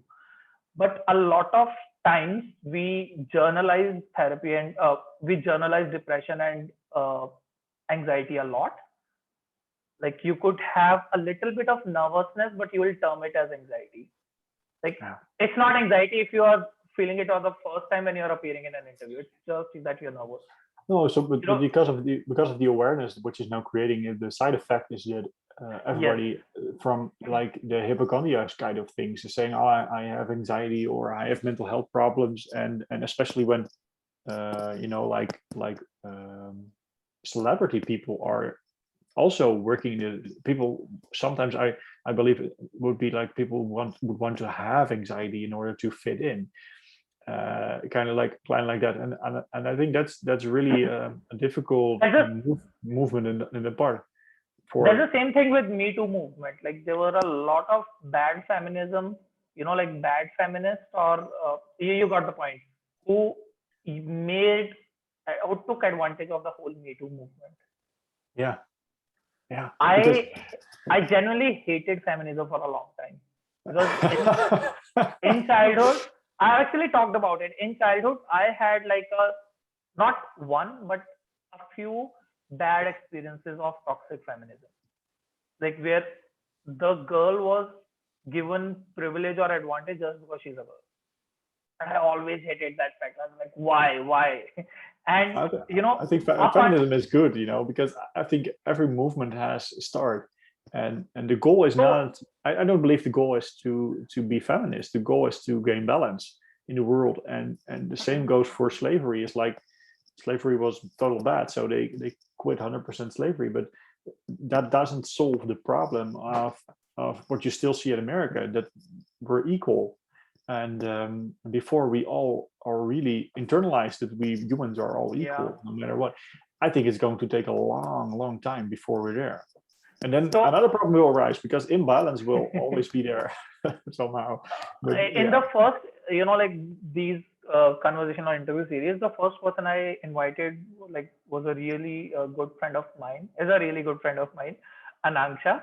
She's an amazing writer and she writes about feminism.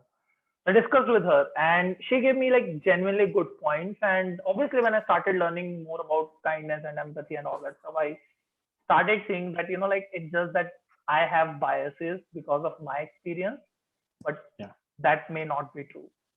Like it has been true in my experience that feminism is bad, but only because I have statistical biases. Like I have only faced 3 issues of that out of like so many billions.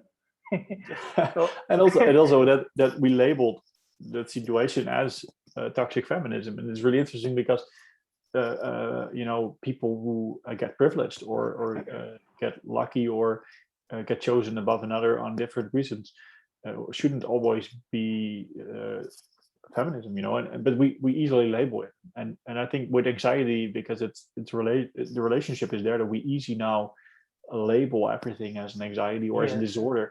And when I think when we're don't looking out as a human society, everybody has to go to therapy before their 30s, and I'm like, what's happening? Because I no, think I actually believe that therapy, fact. yeah. Everybody should go to therapy, but not because you have any disorder, but because you want to understand yourself. And I believe therapy is a really good tool to do that, but not again, there is something to fix you or you need some help just but, but in order when to find everybody needs yourself. to go to therapy, I think it should be the education system where like Yes. learning about yourself should, because else therapy is now like it's like going to a doctor. When you're not ill, you don't go to a doctor. And I think therapy should be something. A great part of therapy should always be available, because sometimes people get in situations where it's difficult and they need to get help to learn how to deal with that and the fact that and things are helping them. But I think in general we need to level up the education system to learn Yes. about mental health and about learning about yourself, learning about emotions. I think when you look around me, how many people who are now adults aren't emotionally adults. And when I look at myself about emotional adulting, I even notice one thing I notice particularly about myself is that my biggest excuse when I do something wrong is that I say this wasn't my intent to do. That's not emotional adulting. It's like blaming your I don't intend it, so it wasn't my fault. That's one thing I do, and I still do that because it's deeply rooted in like intentions are everything. And one thing at my work is also everybody has good intentions, and I'm like, yeah, of course everybody has good intentions, because if we don't have good intentions, we have a way bigger problem. But so even with a good intention, you can make mistakes, and the same applies with mental health. I think that we need to learn to be emotionally adults, and I think that's preventing a lot of people Yes. from going to therapy, who are now having to go to therapy simply to learn basic skills, to learn about concepts we already should have been taught in school, and we are now learning, because we are confronted with the problems where we need the solutions. So personally, for me to state, I don't think everybody should go to therapy.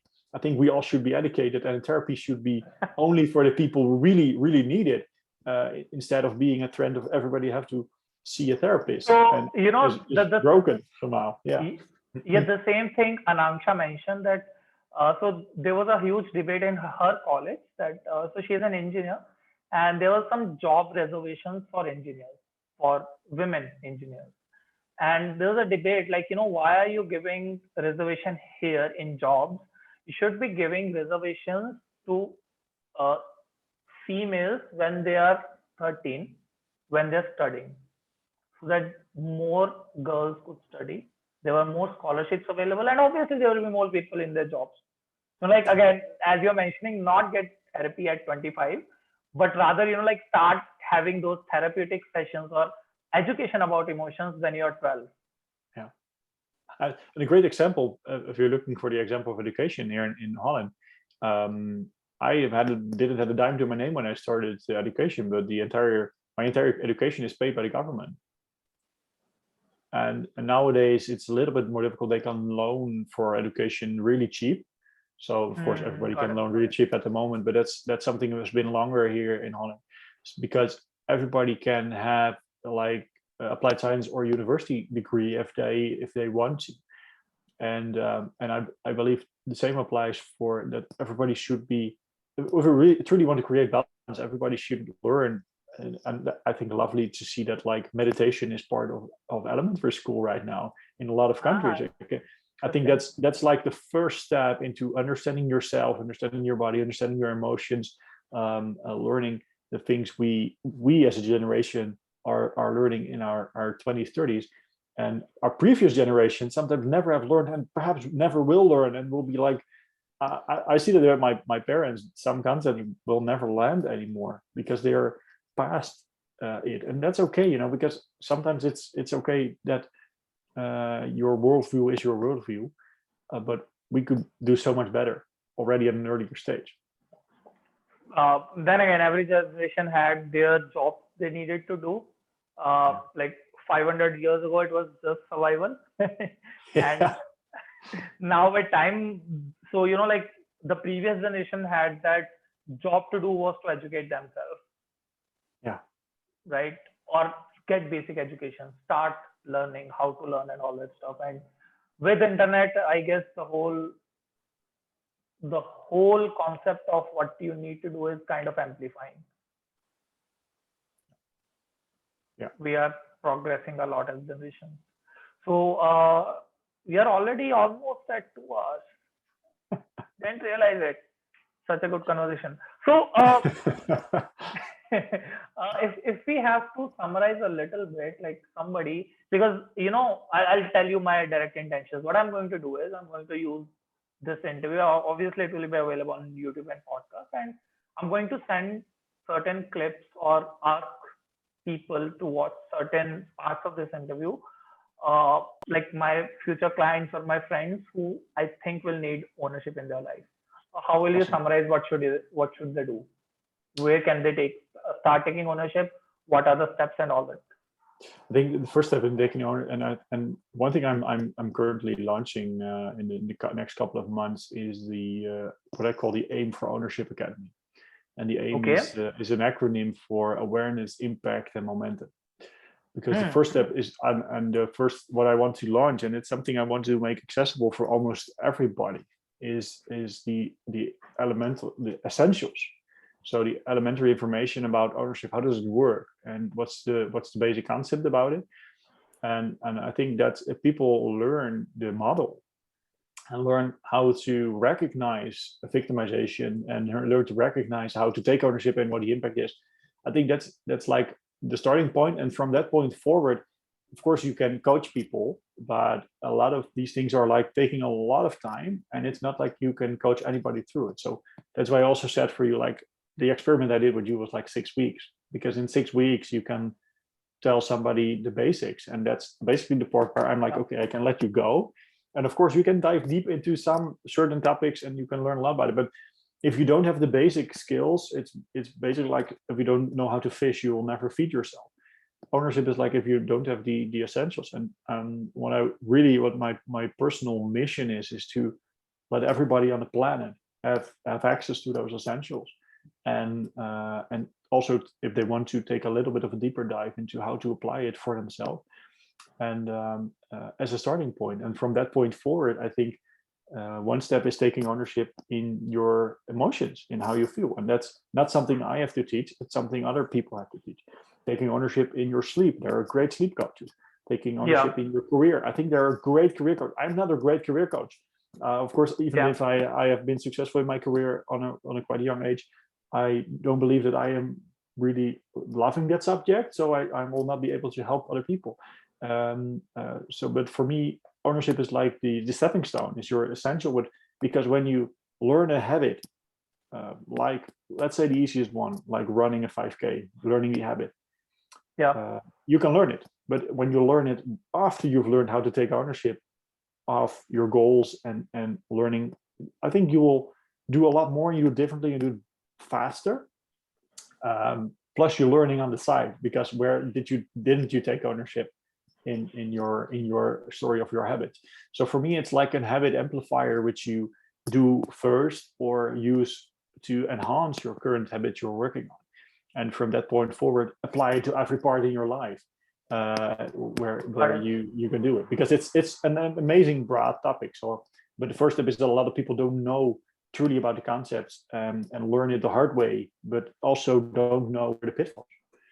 So that's basically what I love people to hear one day. If they want to know more, they can always hit me up. Of course, I love to talk about it and share more. And I hope they had some insights basically on these videos and the questions, which are great questions. So thank you, and learn some about what ownership means, and essentially that taking ownership doesn't mean self-blame. I think that's a great conclusion from your own experience, that there's no one else to blame, including yourself. And here's something for anybody who's watching or listening this. Throw me an email, or if you can write it in the comments. If you have any questions, let me know. I'll have Paul answer them for you. He's really interested in answering any questions around this topic. It was such a pleasure to have this conversation with you. I do not want to end this conversation, but unfortunately, time is really limited. Yeah, absolutely. It's the same for me. It was a lovely talk, great questions, great, really broad topics on the fly. I love the just going forward about everything, and perhaps we can dive into some other topics in the future. But I think it's already taking a lot of ownership to watch this video till the end right now. Sure. So I hope to see you in the next video. Bye-bye. Okay, talk soon. Have a great day, man.